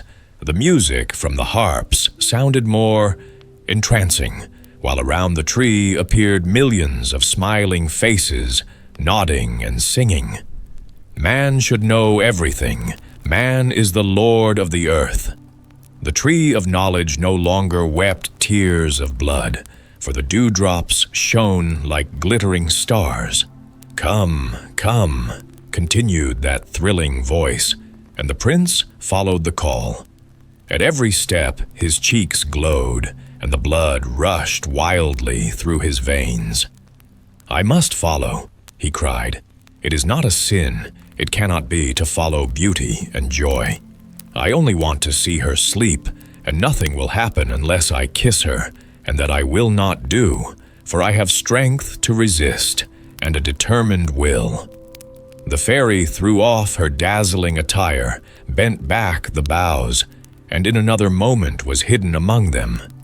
"I have not sinned yet," said the prince, "and I will not." And then he pushed aside the boughs to follow the princess. She was lying already asleep, beautiful as only a fairy in the garden of paradise could be. She smiled as he bent over her, and he saw tears trembling out of her beautiful eyelashes. "Do you weep for me?" he whispered. "Oh, weep not, thou loveliest of women. Now do I begin to understand the happiness of paradise. I feel it to my inmost soul, in every thought. A new life is born within me. One moment of such happiness is worth an eternity of darkness and woe." He stooped and kissed the tears from her eyes and touched her lips with his. A clap of thunder, loud and awful, resounded through the trembling air. All around him fell into ruin. The lovely fairy, the beautiful garden, sunk deeper and deeper. The prince saw it sinking down in the dark night till it shone only like a star in the distance beneath him. Then he felt a coldness, like death, creeping over him. His eyes closed and he became insensible. When he recovered, a chilling rain was beating upon him, and a sharp wind blew on his head. "Alas, what have I done?" he sighed. "I have sinned like Adam, and the garden of paradise has sunk into the earth." He opened his eyes and saw the star in the distance, but it was the morning star in heaven which glittered in the darkness. Presently he stood up and found himself in the depths of the forest, close to the cavern of the winds, and the mother of the winds sat by his side. She looked angry and raised her arm in the air as she spoke. "The very first evening," she said. "Well, I expected it. If you were my son, you should go into the sack." "And there he will have to go at last," said a strong old man with large black wings and a scythe in his hand, whose name was Death. "He shall be laid in his coffin, but not yet. I will allow him to wander about the world for a while, to atone for his sin, and to give him time to become better. But I shall return when he least expects me. I shall lay him in a black coffin, place it on my head, and fly away with it beyond the stars. There also blooms a garden of paradise, and if he is good and pious, he will be admitted. But if his thoughts are bad, and his heart is full of sin, he will sink with his coffin deeper than the garden of paradise has sunk. Once in every 1,000 years, I shall go and fetch him, when he will either be condemned to sink still deeper, or be raised to a happier life in the world beyond the stars." the traveling companion. Poor John was very sad, for his father was so ill he had no hope of his recovery. John sat alone with the sick man in the little room, and the lamp had nearly burnt out, for it was late in the night. "You have been a good son, John," said the sick father, "and God will help you on in the world." He looked at him as he spoke, with mild, earnest eyes, drew a deep sigh, and died. Yet it appeared as if he still slept. John wept bitterly. He had no one in the wide world now, neither father, mother, brother, nor sister. Poor John. He knelt down by the bed, kissed his dead father's hand, and wept many, many bitter tears. But at last his eyes closed, and he fell asleep with his head resting against the hard bedpost. Then he dreamed a strange dream. He thought he saw the sun shining upon him, and his father alive and well, and even heard him laughing as he used to do when he was very happy. A beautiful girl with a golden crown on her head and long, shining hair gave him her hand. And his father said, "See what a bride you have won. She is the loveliest maiden on the whole earth." Then he awoke, and all the beautiful things vanished before his eyes. His father lay dead on the bed, and he was all alone. Poor John. During the following week, the dead man was buried. The son walked behind the coffin which contained his father, whom he so dearly loved, and would never again behold. He heard the earth fall on the coffin lid, and watched it till only a corner remained in sight, and at last that also disappeared. He felt as if his heart would break with its weight of sorrow, till those who stood round the grave sang a psalm, and the sweet, holy tones brought tears into his eyes, which relieved him.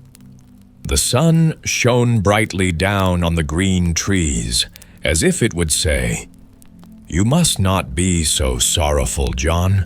Do you see the beautiful blue sky above you? Your father is up there, and he prays to the loving Father of all, that you may do well in the future." "I will always be good," said John, "and then I shall go to be with my Father in heaven. What joy it will be when we see each other again. How much I shall have to relate to him, and how many things he will be able to explain to me of the delights of heaven and teach me as he once did on earth. Oh, what joy it will be!" He pictured it all so plainly to himself that he smiled even while the tears ran down his cheeks. The little birds in the chestnut trees twittered, "Tweet, tweet." They were so happy, although they had seen the funeral. But they seemed as if they knew that the dead man was now in heaven, and that he had wings much larger and more beautiful than their own. And he was happy now, because he had been good here on earth, and they were glad of it. John saw them fly away out of the green trees into the wide world, and he longed to fly with them. But first he cut out a large wooden cross to place on his father's grave. And when he brought it there in the evening, he found the grave decked out with gravel and flowers. Strangers had done this, they who had known the good old father who was now dead, and who had loved him very much. Early the next morning, John packed up his little bundle of clothes and placed all his money, which consisted of $50 and a few shillings, in his girdle. With this, he determined to try his fortune in the world. But first he went into the churchyard, and by his father's grave he offered up a prayer and said, "Farewell." As he passed through the fields, all the flowers looked fresh and beautiful in the warm sunshine and nodded in the wind, as if they wished to say, "Welcome to the green wood, where all is fresh and bright." Then John turned to have one more look at the old church, in which he had been christened in his infancy, and where his father had taken him every Sunday to hear the service and join in singing the psalms. As he looked at the old tower, he espied the ringer standing at one of the narrow openings, with his little pointed red cap on his head and shading his eyes from the sun with his bent arm. John nodded farewell to him, and the little ringer waved his red cap, laid his hand on his heart, and kissed his hand to him a great many times, to show that he felt kindly towards him and wished him a prosperous journey. John continued his journey and thought of all the wonderful things he should see in the large, beautiful world, till he found himself farther away from home than ever he had been before. He did not even know the names of the places he passed through, and could scarcely understand the language of the people he met, for he was far away, in a strange land. The first night he slept on a haystack out in the fields, for there was no other bed for him, but it seemed to him so nice and comfortable that even a king need not wish for a better. The field, the brook, the haystack, with the blue sky above, formed a beautiful sleeping room.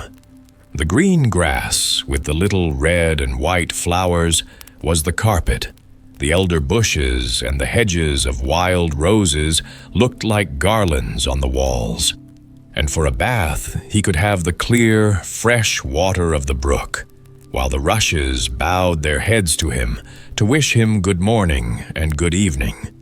The moon, like a large lamp, hung high up in the blue ceiling, and he had no fear of its setting fire to his curtains. John slept here quite safely all night, and when he awoke, the sun was up, and all the little birds were singing round him. "Good morning, good morning. Are you not up yet?" It was Sunday, and the bells were ringing for church. As the people went in, John followed them. He heard God's word, joined in singing the psalms, and listened to the preacher. It seemed to him just as if he were in his own church, where he had been christened and had sung the psalms with his father. Out in the churchyard were several graves, and on some of them the grass had grown very high. John thought of his father's grave, which he knew at last would look like these, as he was not there to weed and attend to it. Then he set to work, pulled up the high grass, raised the wooden crosses which had fallen down, and replaced the wreaths which had been blown away from their places by the wind, thinking all the time, "Perhaps someone is doing the same for my father's grave, as I am not there to do it." Outside the church door stood an old beggar, leaning on his crutch. John gave him his silver shillings, and then he continued his journey, feeling lighter and happier than ever. Towards evening, the weather became very stormy, and he hastened on as quickly as he could to get shelter. But it was quite dark by the time he reached a little, lonely church which stood on a hill. "I will go in here," he said, "and sit down in a corner, for I am quite tired and want rest." So he went in and seated himself. Then he folded his hands and offered up his evening prayer, and was soon fast asleep and dreaming, while the thunder rolled and the lightning flashed without. When he awoke, it was still night, but the storm had ceased, and the moon shone in upon him through the windows. Then he saw an open coffin standing in the center of the church, which contained a dead man, waiting for burial. John was not at all timid. He had a good conscience, and he knew also that the dead can never injure anyone. It is living, wicked men who do harm to others. Two such wicked persons stood now by the dead man, who had been brought to the church to be buried. Their evil intentions were to throw the poor dead body outside the church door and not leave him to rest in his coffin. "Why do you do this?" asked John when he saw what they were going to do. "It is very wicked. Leave him to rest in peace, in Christ's name." "Nonsense," replied the two dreadful men. "He has cheated us. He owed us money which he could not pay, and now he is dead we shall not get a penny. So we mean to have our revenge and let him lie like a dog outside the church door." "I have only $50, said John. "It is all I possess in the world, but I will give it to you if you will promise me faithfully to leave the dead man in peace. I shall be able to get on without the money. I have strong and healthy limbs, and God will always help me." "Why, of course," said the horrid men. "If you will pay his debt, we will both promise not to touch him. You may depend upon that." And then they took the money he offered them, laughed at him for his good nature, and went their way. Then he laid the dead body back in the coffin, folded the hands, and took leave of it, and went away contentedly through the great forest.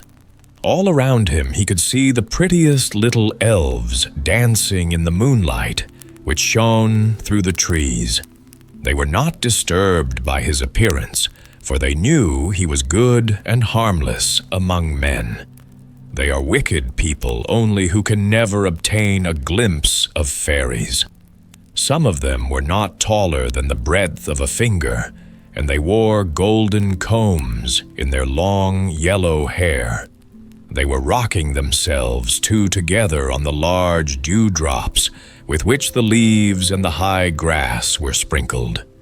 Sometimes the dewdrops would roll away, and then they fell down between the stems of the long grass and caused a great deal of laughing and noise among the other little people. It was quite charming to watch them at play. Then they sang songs, and John remembered that he had learnt those pretty songs when he was a little boy. Large speckled spiders, with silver crowns on their heads, were employed to spin suspension bridges and palaces from one hedge to another, and when the tiny drops fell upon them, they glittered in the moonlight like shining glass. This continued till sunrise. Then the little elves crept into the flower buds, and the wind seized the bridges and palaces and fluttered them in the air like cobwebs. As John left the wood, a strong man's voice called after him, "Hello, comrade, where are you traveling?" "Into the wide world," he replied. "I am only a poor lad. I have neither father nor mother, but God will help me." "I am going into the wide world also," replied the stranger. "Shall we keep each other company?" "With all my heart," he said, and so they went on together. Soon they began to like each other very much, for they were both good. But John found out that the stranger was much more clever than himself. He had traveled all over the world and could describe almost everything. The sun was high in the heavens when they seated themselves under a large tree to eat their breakfast, and at the same moment an old woman came towards them. She was very old and almost bent double. She leaned upon a stick and carried on her back a bundle of firewood, which she had collected in the forest. Her apron was tied round it, and John saw 3 great stems of fern and some willow twigs peeping out. Just as she came close up to them, her foot slipped, and she fell to the ground, screaming loudly. Poor old woman, she had broken her leg. John proposed directly that they should carry the old woman home to her cottage, but the stranger opened his knapsack and took out a box, in which he said he had a salve that would quickly make her leg well and strong again, so that she would be able to walk home herself, as if her leg had never been broken. and all that he would ask in return was the 3 fern stems which she carried in her apron.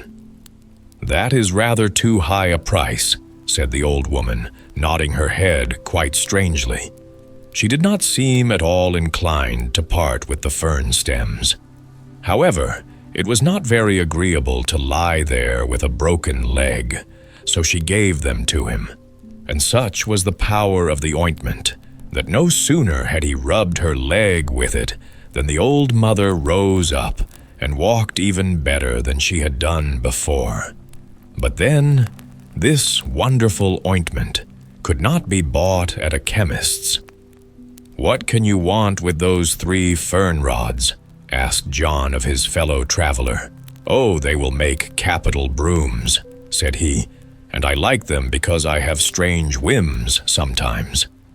Then they walked on together for a long distance. "How dark the sky is becoming," said John, "and look at those thick, heavy clouds." "Those are not clouds," replied his fellow traveler.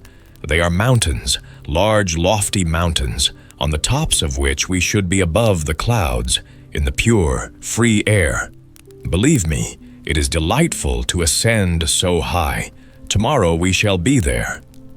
But the mountains were not so near as they appeared.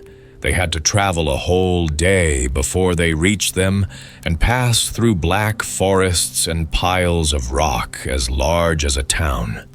The journey had been so fatiguing that John and his fellow traveler stopped to rest at a roadside inn so that they might gain strength for their journey on the morrow. In the large public room of the inn, a great many persons were assembled to see a comedy performed by dolls. The showman had just erected his little theater, and the people were sitting round the room to witness the performance. Right in front, in the very best place, sat a stout butcher, with a great bulldog by his side, who seemed very much inclined to bite. He sat staring with all his eyes, and so indeed did everyone else in the room. And then the play began. It was a pretty piece, with a king and a queen in it, who sat on a beautiful throne and had gold crowns on their heads. The trains to their dresses were very long, according to the fashion, while the prettiest of wooden dolls, with glass eyes and large mustaches, stood at the doors and opened and shut them, that the fresh air might come into the room. It was a very pleasant play, not at all mournful.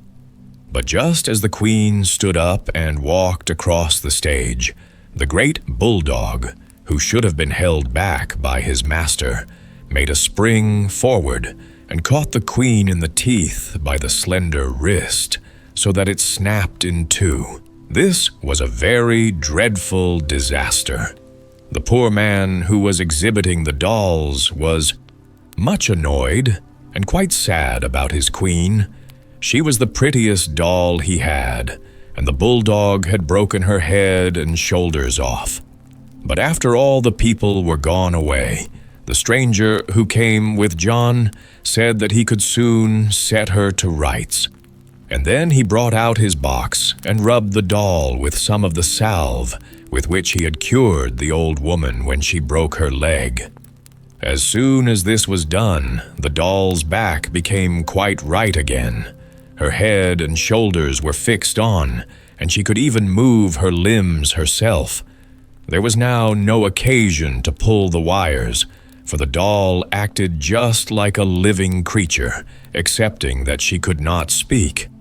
The man to whom the show belonged was quite delighted at having a doll who could dance of herself without being pulled by the wires. None of the other dolls could do this. During the night, when all the people at the inn were gone to bed, someone was heard to sigh so deeply and painfully, and the sighing continued for so long a time that everyone got up to see what could be the matter. The showman went at once to his little theater and found that it proceeded from the dolls, who all lay on the floor sighing piteously and staring with their glass eyes.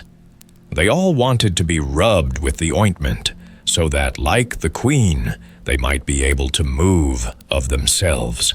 The queen threw herself on her knees, took off her beautiful crown, and holding it in her hand, cried, "Take this from me, but do rub my husband and his courtiers." The poor man who owned the theater could scarcely refrain from weeping. He was so sorry that he could not help them. Then he immediately spoke to John's comrade and promised him all the money he might receive at the next evening's performance if he would only rub the ointment on 4 or 5 of his dolls. But the fellow traveler said he did not require anything in return, excepting the sword which the showman wore by his side. As soon as he received the sword, he anointed 6 of the dolls with the ointment, and they were able immediately to dance so gracefully that all the living girls in the room could not help joining in the dance. The coachman danced with the cook, and the waiters with the chambermaids, and all the strangers joined. Even the tongs and the fire shovel made an attempt, but they fell down after the first jump. So, after all, it was a very merry night. The next morning, John and his companion left the inn to continue their journey through the great pine forests and over the high mountains. They arrived at last at such a great height that towns and villages lay beneath them, and the church steeples looked like little specks between the green trees. They could see for miles round, far away to places they had never visited. And John saw more of the beautiful world than he had ever known before. The sun shone brightly in the blue firmament above, and through the clear mountain air came the sound of the huntsman's horn, and the soft, sweet notes brought tears into his eyes, and he could not help exclaiming, "How good and loving God is to give us all this beauty and loveliness in the world to make us happy." His fellow traveler stood by with folded hands, gazing on the dark wood and the towns bathed in the warm sunshine. At this moment, there sounded over their heads sweet music. They looked up and discovered a large white swan hovering in the air and singing as never bird sang before. But the song soon became weaker and weaker. The bird's head drooped, and he sunk slowly down and lay dead at their feet. "It is a beautiful bird," said the traveler, "and these large white wings are worth a great deal of money. I will take them with me. You see now that a sword will be very useful." So he cut off the wings of the dead swan with one blow, and carried them away with him. They now continued their journey over the mountains for many miles, till they at length reached a large city, containing hundreds of towers that shone in the sunshine like silver. In the midst of the city stood a splendid marble palace, roofed with pure red gold, in which dwelt the king. John and his companion would not go into the town immediately, so they stopped at an inn outside the town to change their clothes, for they wished to appear respectable as they walked through the streets. The landlord told them that the king was a very good man, who never injured anyone. But as to his daughter, heaven defend us. She was indeed a wicked princess. She possessed beauty enough. Nobody could be more elegant or prettier than she was. But what of that? For she was a wicked witch, and in consequence of her conduct, many noble young princes had lost their lives. Anyone was at liberty to make her an offer. Were he a prince or a beggar, it mattered not to her. She would ask him to guess 3 things which she had just thought of, and if he succeed, he was to marry her and be king over all the land when her father died. But if he could not guess these 3 things, then she ordered him to be hanged or to have his head cut off. The old king, her father, was very much grieved at her conduct, but he could not prevent her from being so wicked, because he once said he would have nothing more to do with her lovers. She might do as she pleased. Each prince who came and tried the 3 guesses so that he might marry the princess had been unable to find them out and had been hanged or beheaded. They had all been warned in time and might have left her alone if they would. The old king became at last so distressed at all these dreadful circumstances that for a whole day every year he and his soldiers knelt and prayed that the princess might become good. But she continued as wicked as ever. The old women who drank brandy would color it quite black before they drank it to show how they mourned. And what more could they do? "What a horrible princess," said John. "She ought to be well flogged. If I were the old king, I would have her punished in some way." Just then they heard the people outside shouting, "Hurrah!" And, looking out, they saw the princess passing by. And she was really so beautiful that everybody forgot her wickedness and shouted, "Hurrah!" 12 lovely maidens in white silk dresses, holding golden tulips in their hands, rode by her side on coal-black horses. The princess herself had a snow-white steed, decked with diamonds and rubies. Her dress was of cloth of gold, and the whip she held in her hand looked like a sunbeam. The golden crown on her head glittered like the stars of heaven, and her mantle was formed of thousands of butterflies' wings sewn together. Yet she herself was more beautiful than all. When John saw her, his face became as red as a drop of blood, and he could scarcely utter a word. The princess looked exactly like the beautiful lady with the golden crown, of whom he had dreamed on the night his father died.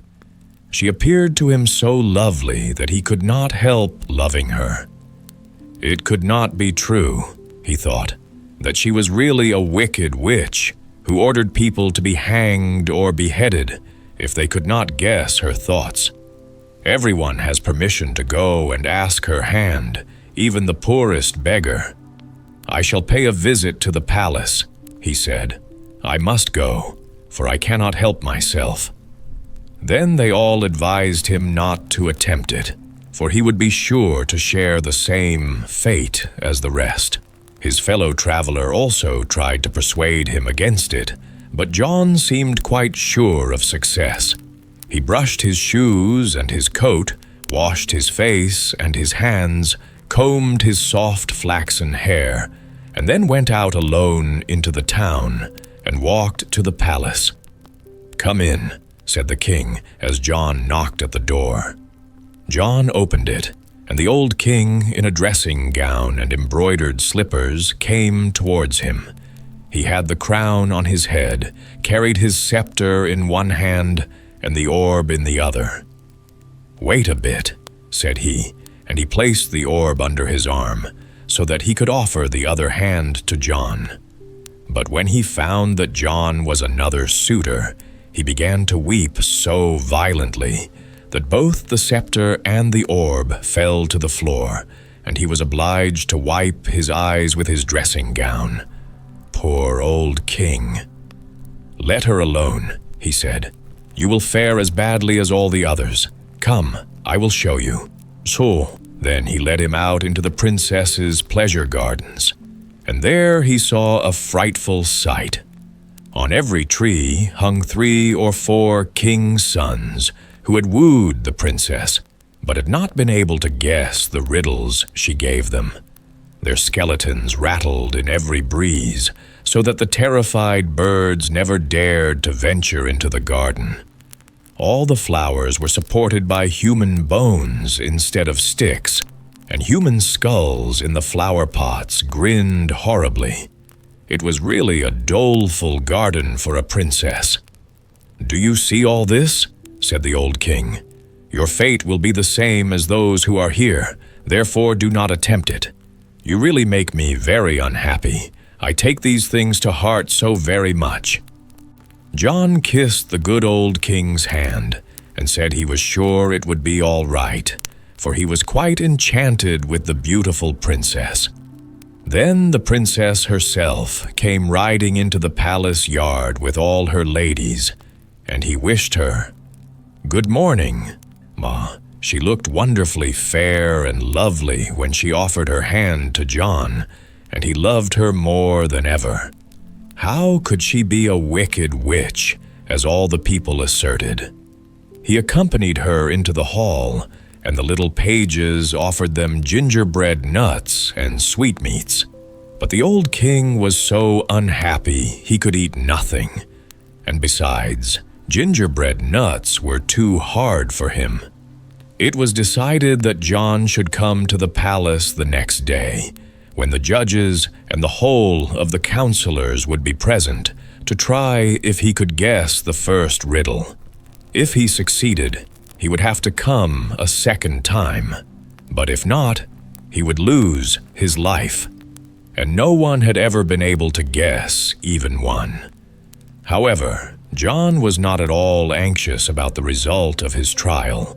On the contrary, he was very merry. He thought only of the beautiful princess, and believed that in some way he should have help, but how he knew not, and did not like to think about it.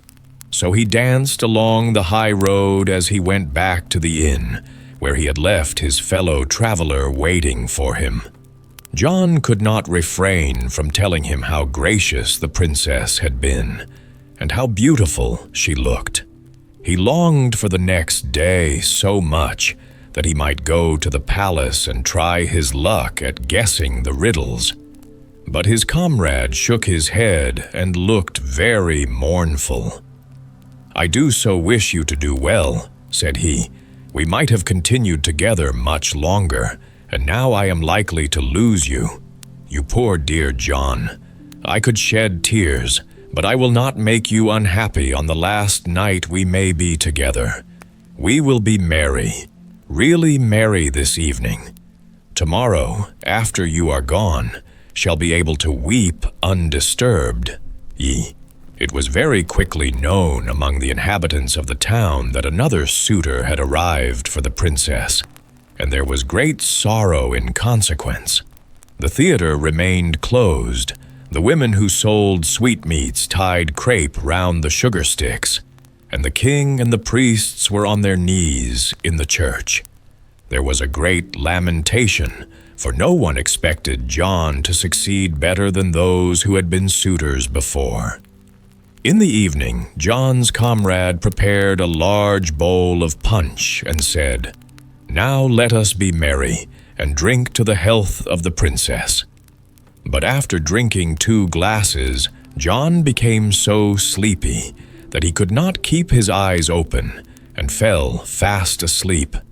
Then his fellow traveler lifted him gently out of his chair, and laid him on the bed.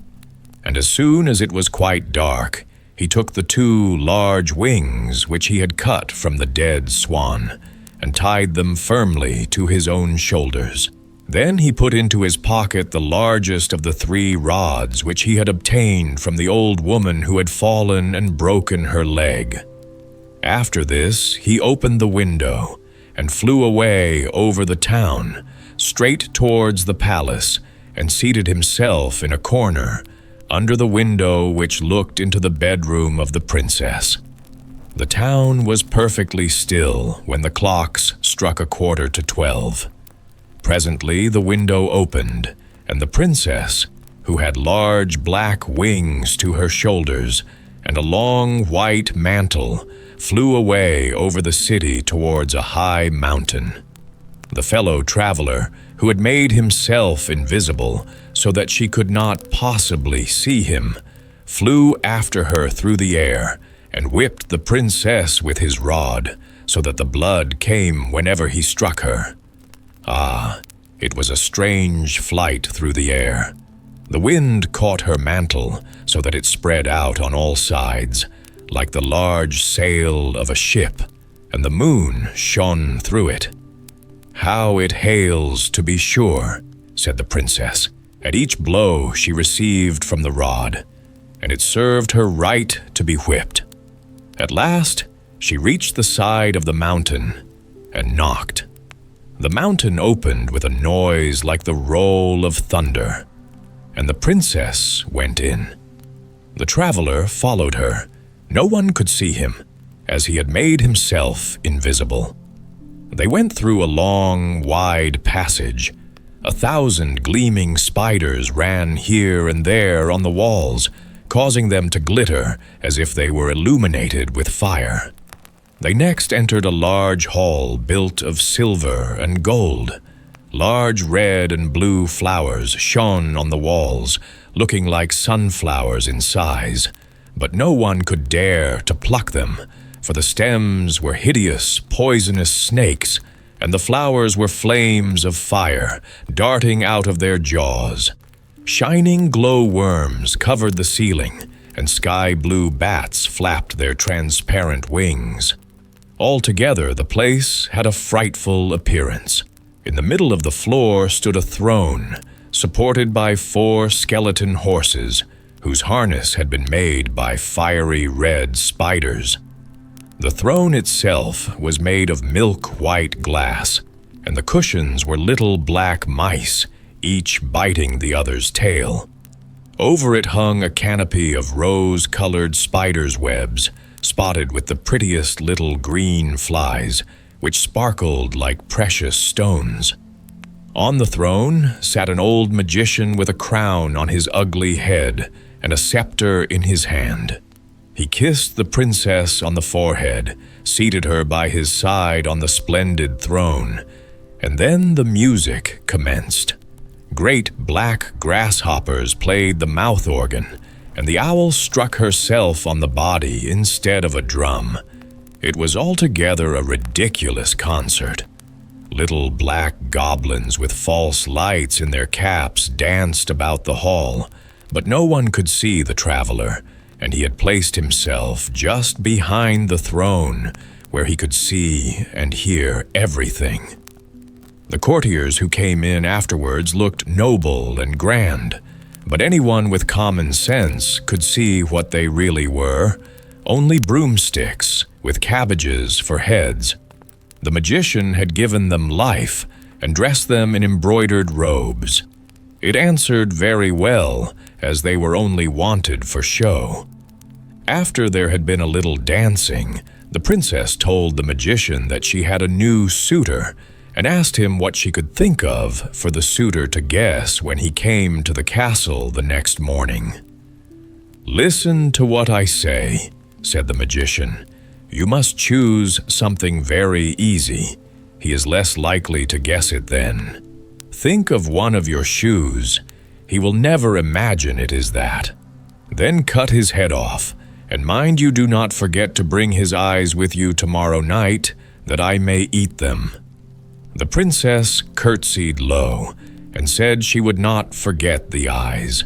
The magician then opened the mountain, and she flew home again, but the traveler followed and flogged her so much with the rod that she sighed quite deeply about the heavy hailstorm, and made as much haste as she could to get back to her bedroom through the window.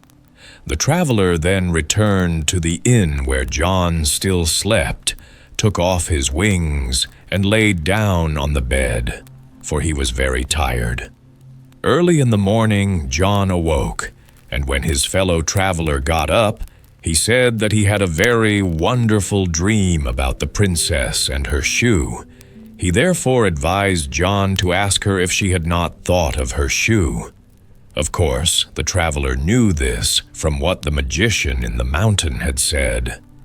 "I may as well say that as anything," said John. "Perhaps your dream may come true. Still I will say farewell, for if I guess wrong, I shall never see you again." Then they embraced each other, and John went into the town and walked to the palace. The great hall was full of people, and the judges sat in armchairs. with eider-down cushions to rest their heads upon, because they had so much to think of. The old king stood near, wiping his eyes with his white pocket handkerchief. When the princess entered, she looked even more beautiful than she had appeared the day before, and greeted everyone present most gracefully. But to John she gave her hand and said, "Good morning to you." Now came the time for John to guess what she was thinking of, and oh, how kindly she looked at him as she spoke. But when he uttered the single word "shoe," she turned as pale as a ghost. All her wisdom could not help her, for he had guessed rightly. Oh, how pleased the old king was! It was quite amusing to see how he capered about. All the people clapped their hands, both on his account and John's, who had guessed rightly the first time. His fellow traveler was glad also, when he heard how successful John had been. But John folded his hands and thanked God, who, he felt quite sure, would help him again. And he knew he had to guess twice more. The evening passed pleasantly like the one preceding. While John slept, his companion flew behind the princess to the mountain and flogged her even harder than before. This time he had taken 2 rods with him. No one saw him go in with her, and he heard all that was said. The princess, this time, was to think of a glove, and he told John as if he had again heard it in a dream. The next day, therefore, he was able to guess correctly the second time, and it caused great rejoicing at the palace. The whole court jumped about as they had seen the king do the day before, but the princess lay on the sofa and would not say a single word. All now depended upon John. If he only guessed rightly the third time, he would marry the princess and reign over the kingdom after the death of the old king. But if he failed, he would lose his life, and the magician would have his beautiful blue eyes. That evening, John said his prayers and went to bed very early, and soon fell asleep calmly. But his companion tied on his wings to his shoulders, took 3 rods, and with his sword at his side, flew to the palace. It was a very dark night, and so stormy that the tiles flew from the roofs of the houses, and the trees in the garden upon which the skeletons hung bent themselves like reeds before the wind. The lightning flashed, and the thunder rolled in one long continued peal all night. The window of the castle opened, and the princess flew out. She was pale as death, but she laughed at the storm as if it were not bad enough. Her white mantle fluttered in the wind like a large sail, and the traveler flogged her with the 3 rods till the blood trickled down, and at last she could scarcely fly. She contrived, however, to reach the mountain. "What a hailstorm," she said as she entered. "I have never been out in such weather as this." "Yes, there may be too much of a good thing sometimes," said the magician. Then the princess told him that John had guessed rightly the second time, and if he succeeded the next morning, he would win. And she could never come to the mountain again, or practice magic as she had done, and therefore she was quite unhappy. "I will find out something for you to think of which he will never guess, unless he is a greater conjurer than myself. But now, let us be merry." Then he took the princess by both hands, and they danced with all the little goblins and jack-o'-lanterns in the room. The red spiders sprang here and there on the walls quite as merrily, and the flowers of fire appeared as if they were throwing out sparks. The owl beat the drum, the crickets whistled, and the grasshoppers played the mouth organ. It was a very ridiculous ball. After they had danced enough, the princess was obliged to go home, for fear she should be missed at the palace. The magician offered to go with her, that they might be company to each other on the way.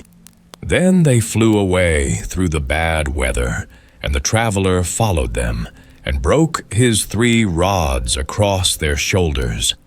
The magician had never been out in such a hailstorm as this. Just by the palace, the magician stopped to wish the princess farewell, and to whisper in her ear, "Tomorrow think of my head." But the traveler heard it, and just as the princess slipped through the window into her bedroom, and the magician turned round to fly back to the mountain, he seized him by the long black beard, and with his saber cut off the wicked conjurer's head just behind the shoulders, so that he could not even see who it was. He threw the body into the sea to the fishes, and after dipping the head into the water, he tied it up in a silk handkerchief, took it with him to the inn, and then went to bed. The next morning he gave John the handkerchief, and told him not to untie it till the princess asked him what she was thinking of. There were so many people in the great hall of the palace that they stood as thick as radishes tied together in a bundle. The council sat in their armchairs with the white cushions. The old king wore new robes, and the golden crown and scepter had been polished up so that he looked quite smart. But the princess was very pale, and wore a black dress as if she were going to a funeral. "What have I thought of?" asked the princess of John. He immediately untied the handkerchief, and was himself quite frightened when he saw the head of the ugly magician. Everyone shuddered, for it was terrible to look at, but the princess sat like a statue, and could not utter a single word. At length she rose, and gave John her hand, for he had guessed rightly. She looked at no one, but sighed deeply, and said, "You are my master now. This evening our marriage must take place." "I am very pleased to hear it," said the old king. "It is just what I wish." Then all the people shouted, "Hurrah!" The band played music in the streets, the bells rang, and the cake women took the black crepe off the sugar sticks. There was universal joy. 3 oxen, stuffed with ducks and chickens, were roasted whole in the marketplace, where everyone might help himself to a slice. The fountains spouted forth the most delicious wine, and whoever bought a penny loaf at the baker's received 6 large buns, full of raisins, as a present. In the evening, the whole town was illuminated. The soldiers fired off cannons, and the boys let off crackers. There was eating and drinking, dancing and jumping everywhere. In the palace, the high-born gentlemen and beautiful ladies danced with each other, and they could be heard at a great distance singing the following song. "Here are maidens, young and fair, dancing in the summer air, like 2 spinning wheels at play. Pretty maidens, dance away. Dance the spring and summer through till the sole falls from your shoe." But the princess was still a witch, and she could not love John. His fellow traveler had thought of that, so he gave John 3 feathers out of the swan's wings, and a little bottle with a few drops in it. He told him to place a large bath full of water by the princess's bed, and put the feathers and the drops into it.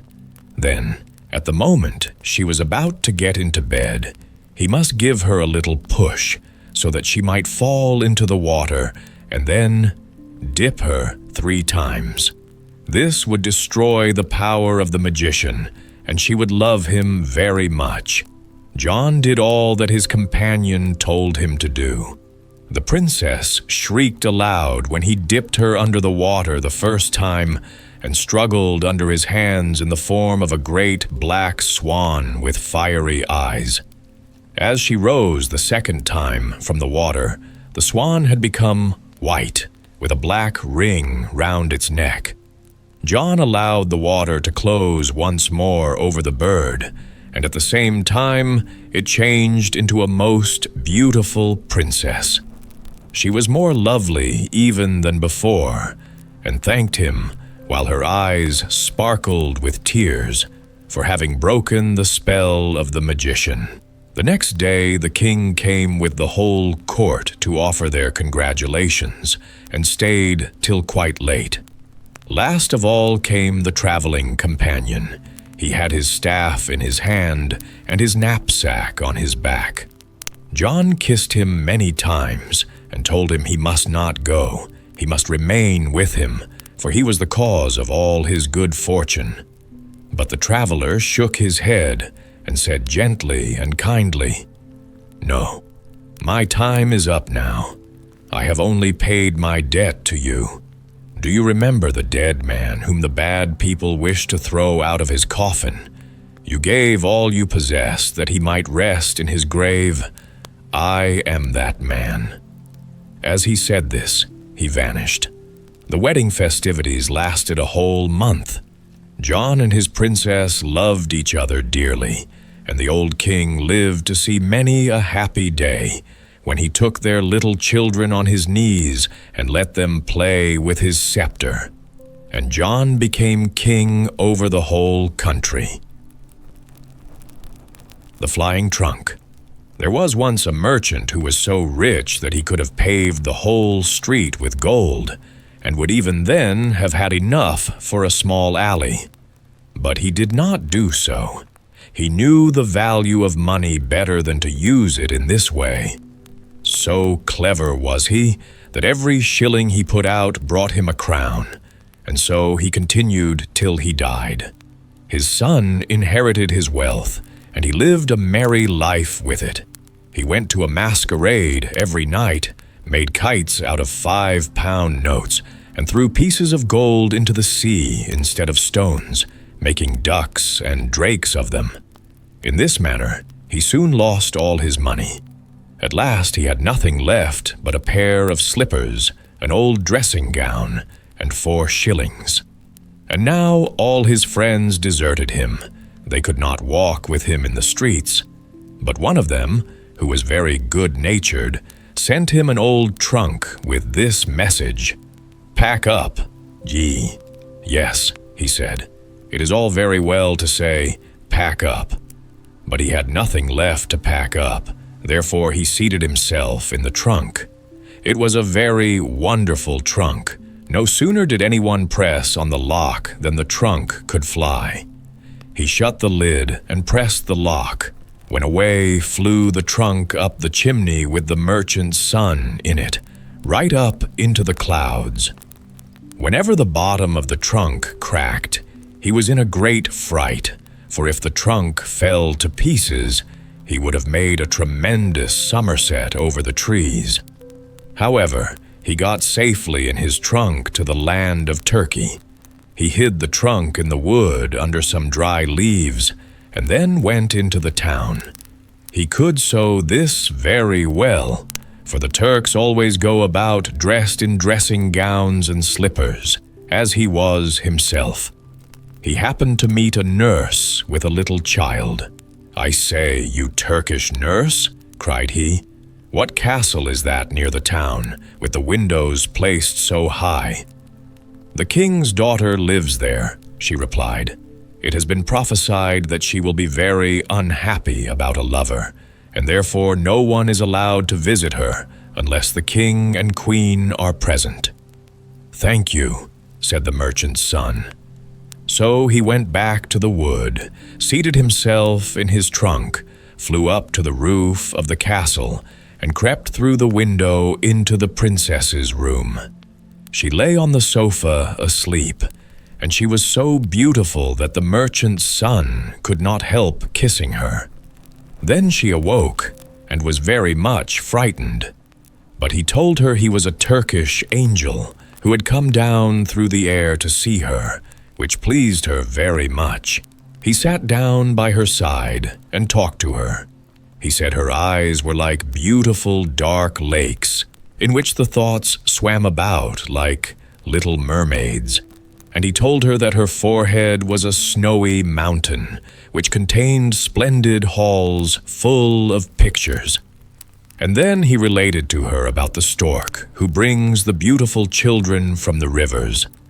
These were delightful stories, and when he asked the princess if she would marry him, she consented immediately. "But you must come on Saturday," she said, "for then the king and queen will take tea with me. They will be very proud when they find that I am going to marry a Turkish angel. But you must think of some very pretty stories to tell them, for my parents like to hear stories better than anything. My mother prefers one that is deep and moral, but my father likes something funny to make him laugh." "Very well," he replied. "I shall bring you no other marriage portion than a story." And so they parted, but the princess gave him a sword, which was studded with gold coins, and these he could use. Then he flew away to the town and bought a new dressing gown, and afterwards returned to the wood, where he composed a story, so as to be ready for Saturday, which was no easy matter. It was ready, however, by Saturday, when he went to see the princess.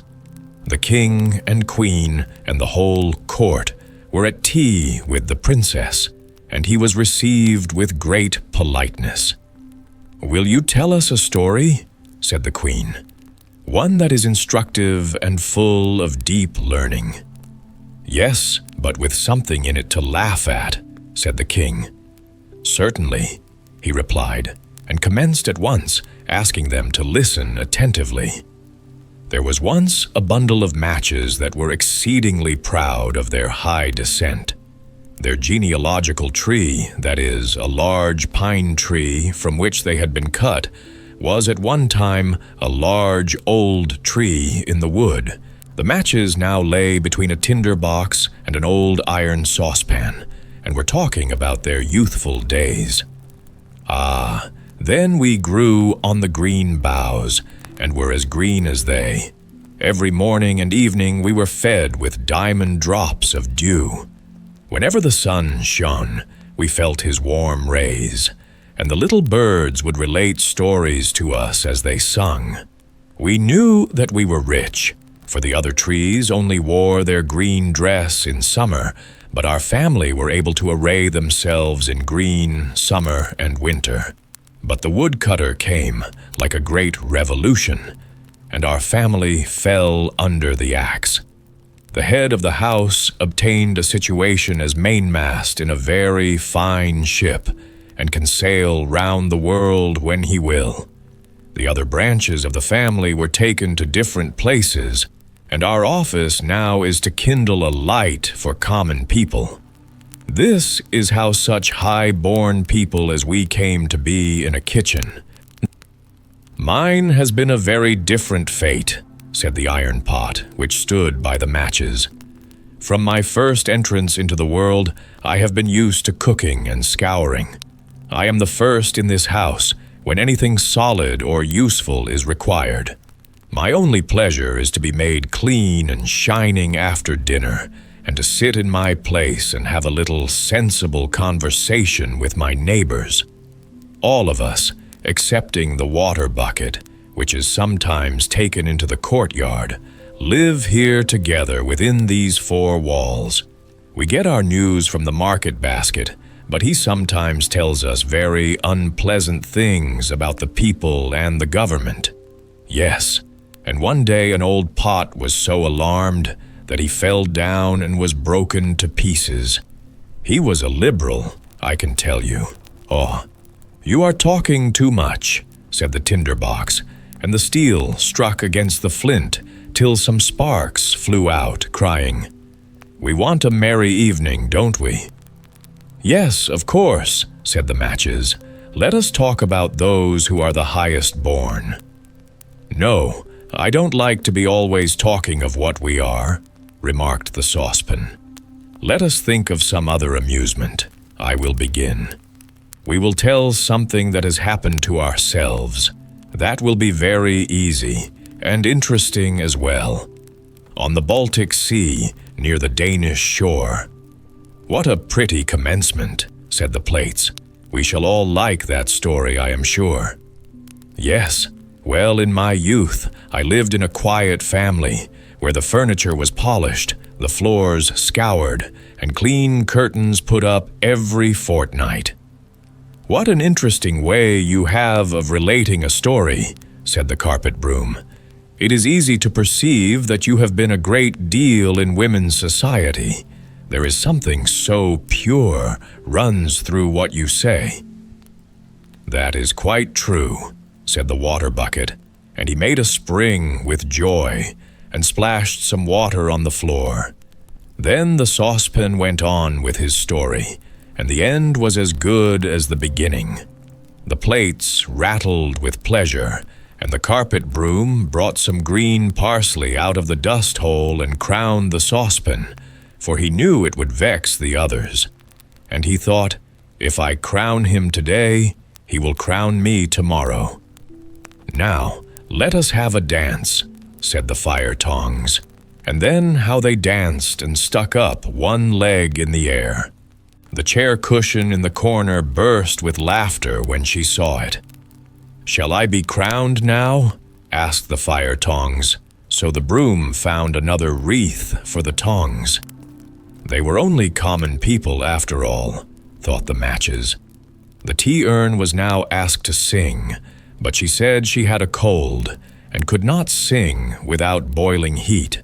They all thought this was affectation, and because she did not wish to sing excepting in the parlor, when on the table with the grand people. In the window sat an old quill pen, with which the maid generally wrote. There was nothing remarkable about the pen, excepting that it had been dipped too deeply in the ink, but it was proud of that. If the tea urn won't sing, said the pen, she can leave it alone. There is a nightingale in a cage who can sing. She has not been taught much, certainly, but we need not say anything this evening about that. I think it highly improper, said the tea kettle, who was kitchen singer and half-brother to the tea urn, that a rich foreign bird should be listened to here. Is it patriotic? Let the market basket decide what is right. I certainly am vexed, said the basket, inwardly vexed, more than anyone can imagine. Are we spending the evening properly? Would it not be more sensible to put the house in order? If each were in his own place, I would lead a game. This would be quite another thing. Let us act a play, said they all. At the same moment the door opened, and the maid came in. Then not one stirred.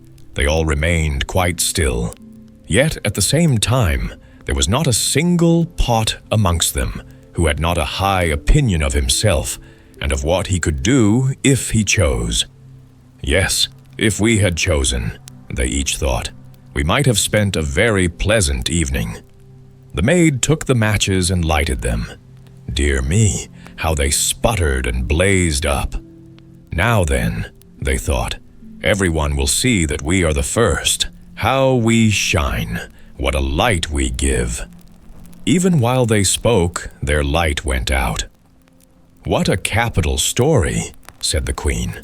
I feel as if I were really in the kitchen and could see the matches. Yes, you shall marry our daughter. Ah, certainly, said the king. Thou shalt have our daughter. The king said thou to him because he was going to be one of the family.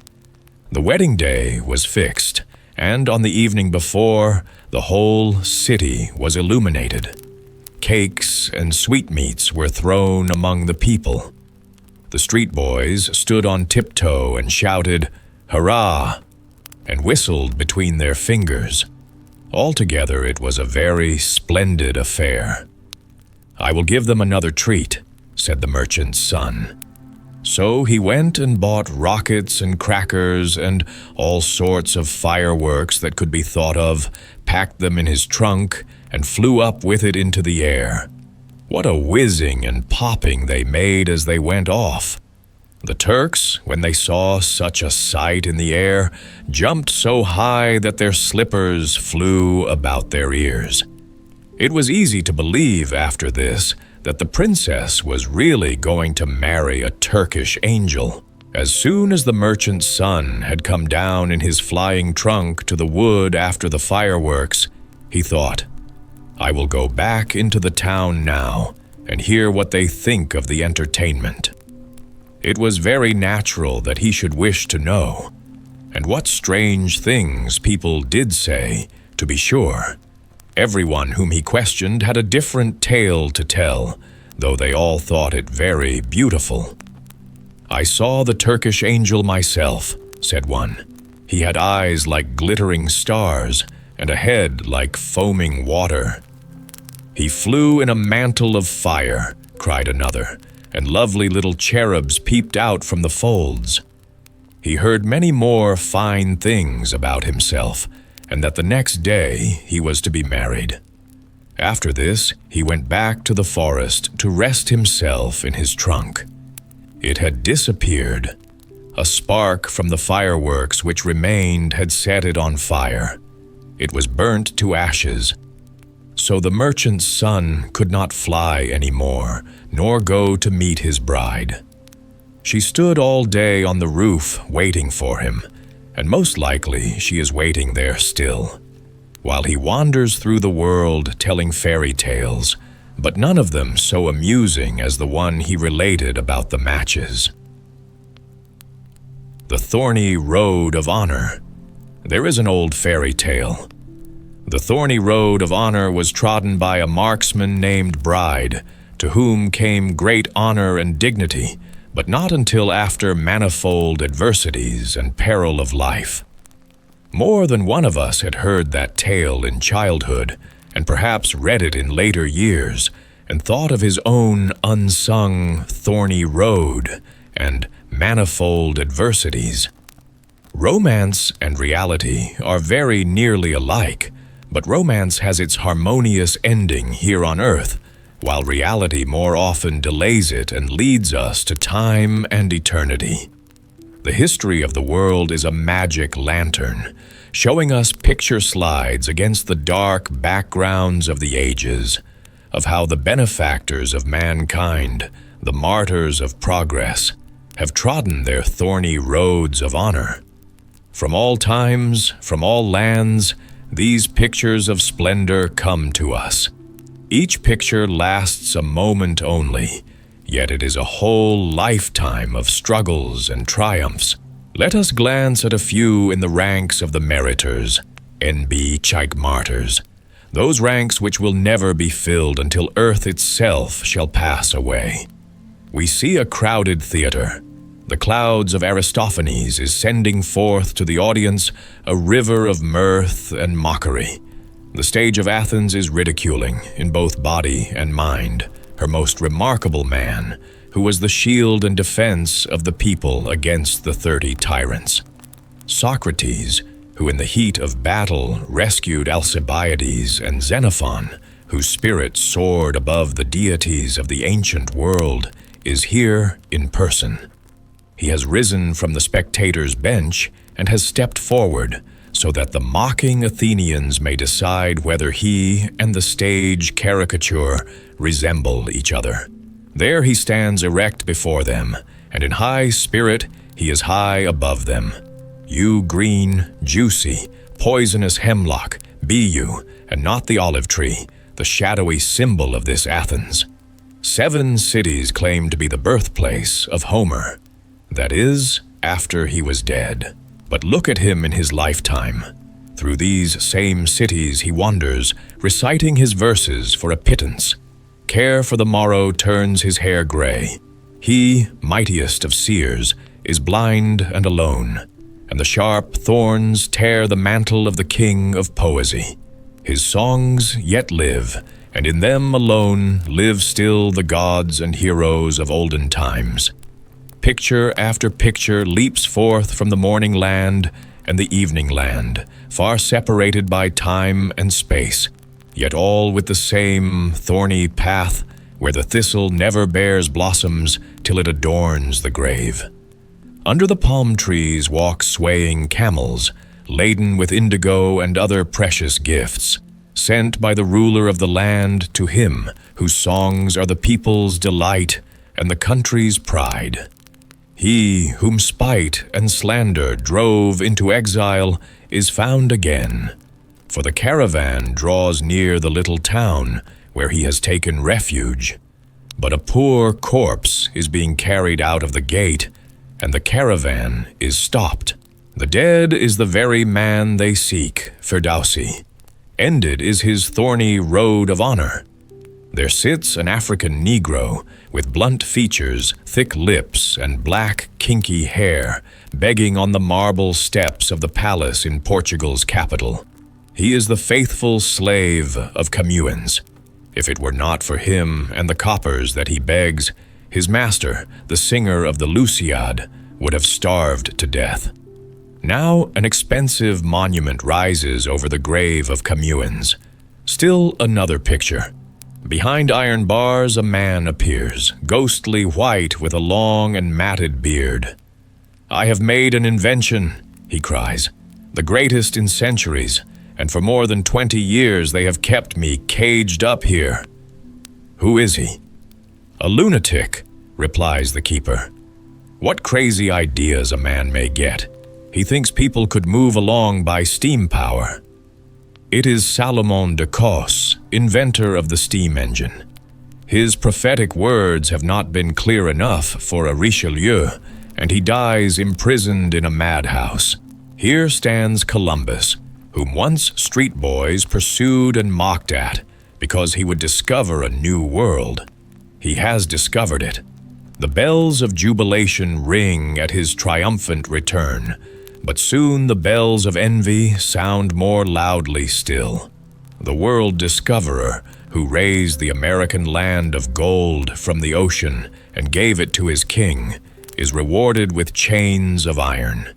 He asks that they be laid in his coffin to show the world how a man is valued in his own age. Picture rushes after picture, for rich is the thorny road of honor. Here in dismal gloom sits he who measured the heights of the moon mountains, who forced his way out among the planets and stars of space mighty Galileo, who could see and hear the earth itself turning beneath him.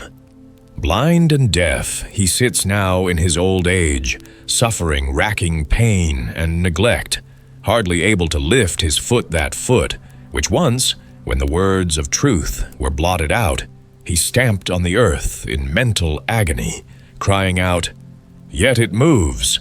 Here stands a woman with the heart of a child, with inspiration and faith. She bears her banner before the fighting army and brings victory and freedom to her motherland. There is shouting, and the fire burns high. Joan of Arc, the witch, is burned at the stake. Yes, the coming age will spit upon the white lily. Voltaire, wit's own satyr, will sing of La Pucelle. At the Viborg thing, the nobles of Denmark are burning the king's laws. They burst into flames that light up both age and lawmaker and send a flash of glory into a dark dungeon tower. There he sits, gray-haired, bent, digging at the stone table with his fingers. Once he ruled over 3 kingdoms, the popular leader. Friend of townfolk and peasant alike, Christian II. He of the hard will in a hard age. Enemies wrote his story. 27 long years of prison, let us remember, when we think of his blood guilt. There sails a ship from Denmark, and a man stands beside the tall mast. For the last time he looks upon Veen, Tycho Brahe, who lifted Denmark's name to the stars themselves and was repaid with scorn and mockery, is setting forth to a foreign land. Heaven is everywhere. What more do I want? Those are his words as he sails away, our most famous man, sure in foreign lands of being honored and free. Yes, free. Ah, if only free from the intolerable pains of this body. sighs a voice to us from across the centuries. What a picture! Griffenfeld, the Danish Prometheus, chained to Munkholm's rocky isle. Now we are in America, beside a large river. A great crowd has gathered there, for it is said that a ship is to sail against wind and tide, to be itself a power against the elements. Robert Fulton is the name of the man who thinks he can do this strange thing. The ship begins its trip, but suddenly it stops. The crowd laughs, whistles, and mocks. His own father mocks with them. Conceit, madness, he has got what was coming to him, put the crack brain under lock and key. Then a small nail rattles loose. For a moment it had stopped the machinery. The engines turn the paddle wheels again and cut through the opposition of the waves. The ship moves. The Weaver shuttle of steam turns hours into minutes between all the lands of the world. Mankind, can you realize the happiness of that moment of assurance when the soul understands its mission? That moment, when the sorest wounds from the thorny road of honor, even if caused by one's own fault, are healed and forgotten in spiritual health and strength and freedom. When all discords melt into harmony, and men perceive a revelation of God's grace, granted to one alone, and by Him made known to all. Then the thorny road of honor shines like a path of glory around the earth. Happy is he who is chosen to be a pilgrim on that road, and through no merit of his own is made one of the master builders of the bridge between God and man. The genius of history wings his mighty way down through the ages and gives us comfort and good cheer and thoughtful peace of mind by showing us, in brilliant pictures against night-dark backgrounds, the thorny road of honor. Not a path that ends, like a fairy tale, in gladness and triumph here on earth, but one that leads onward and upward, far into time and eternity.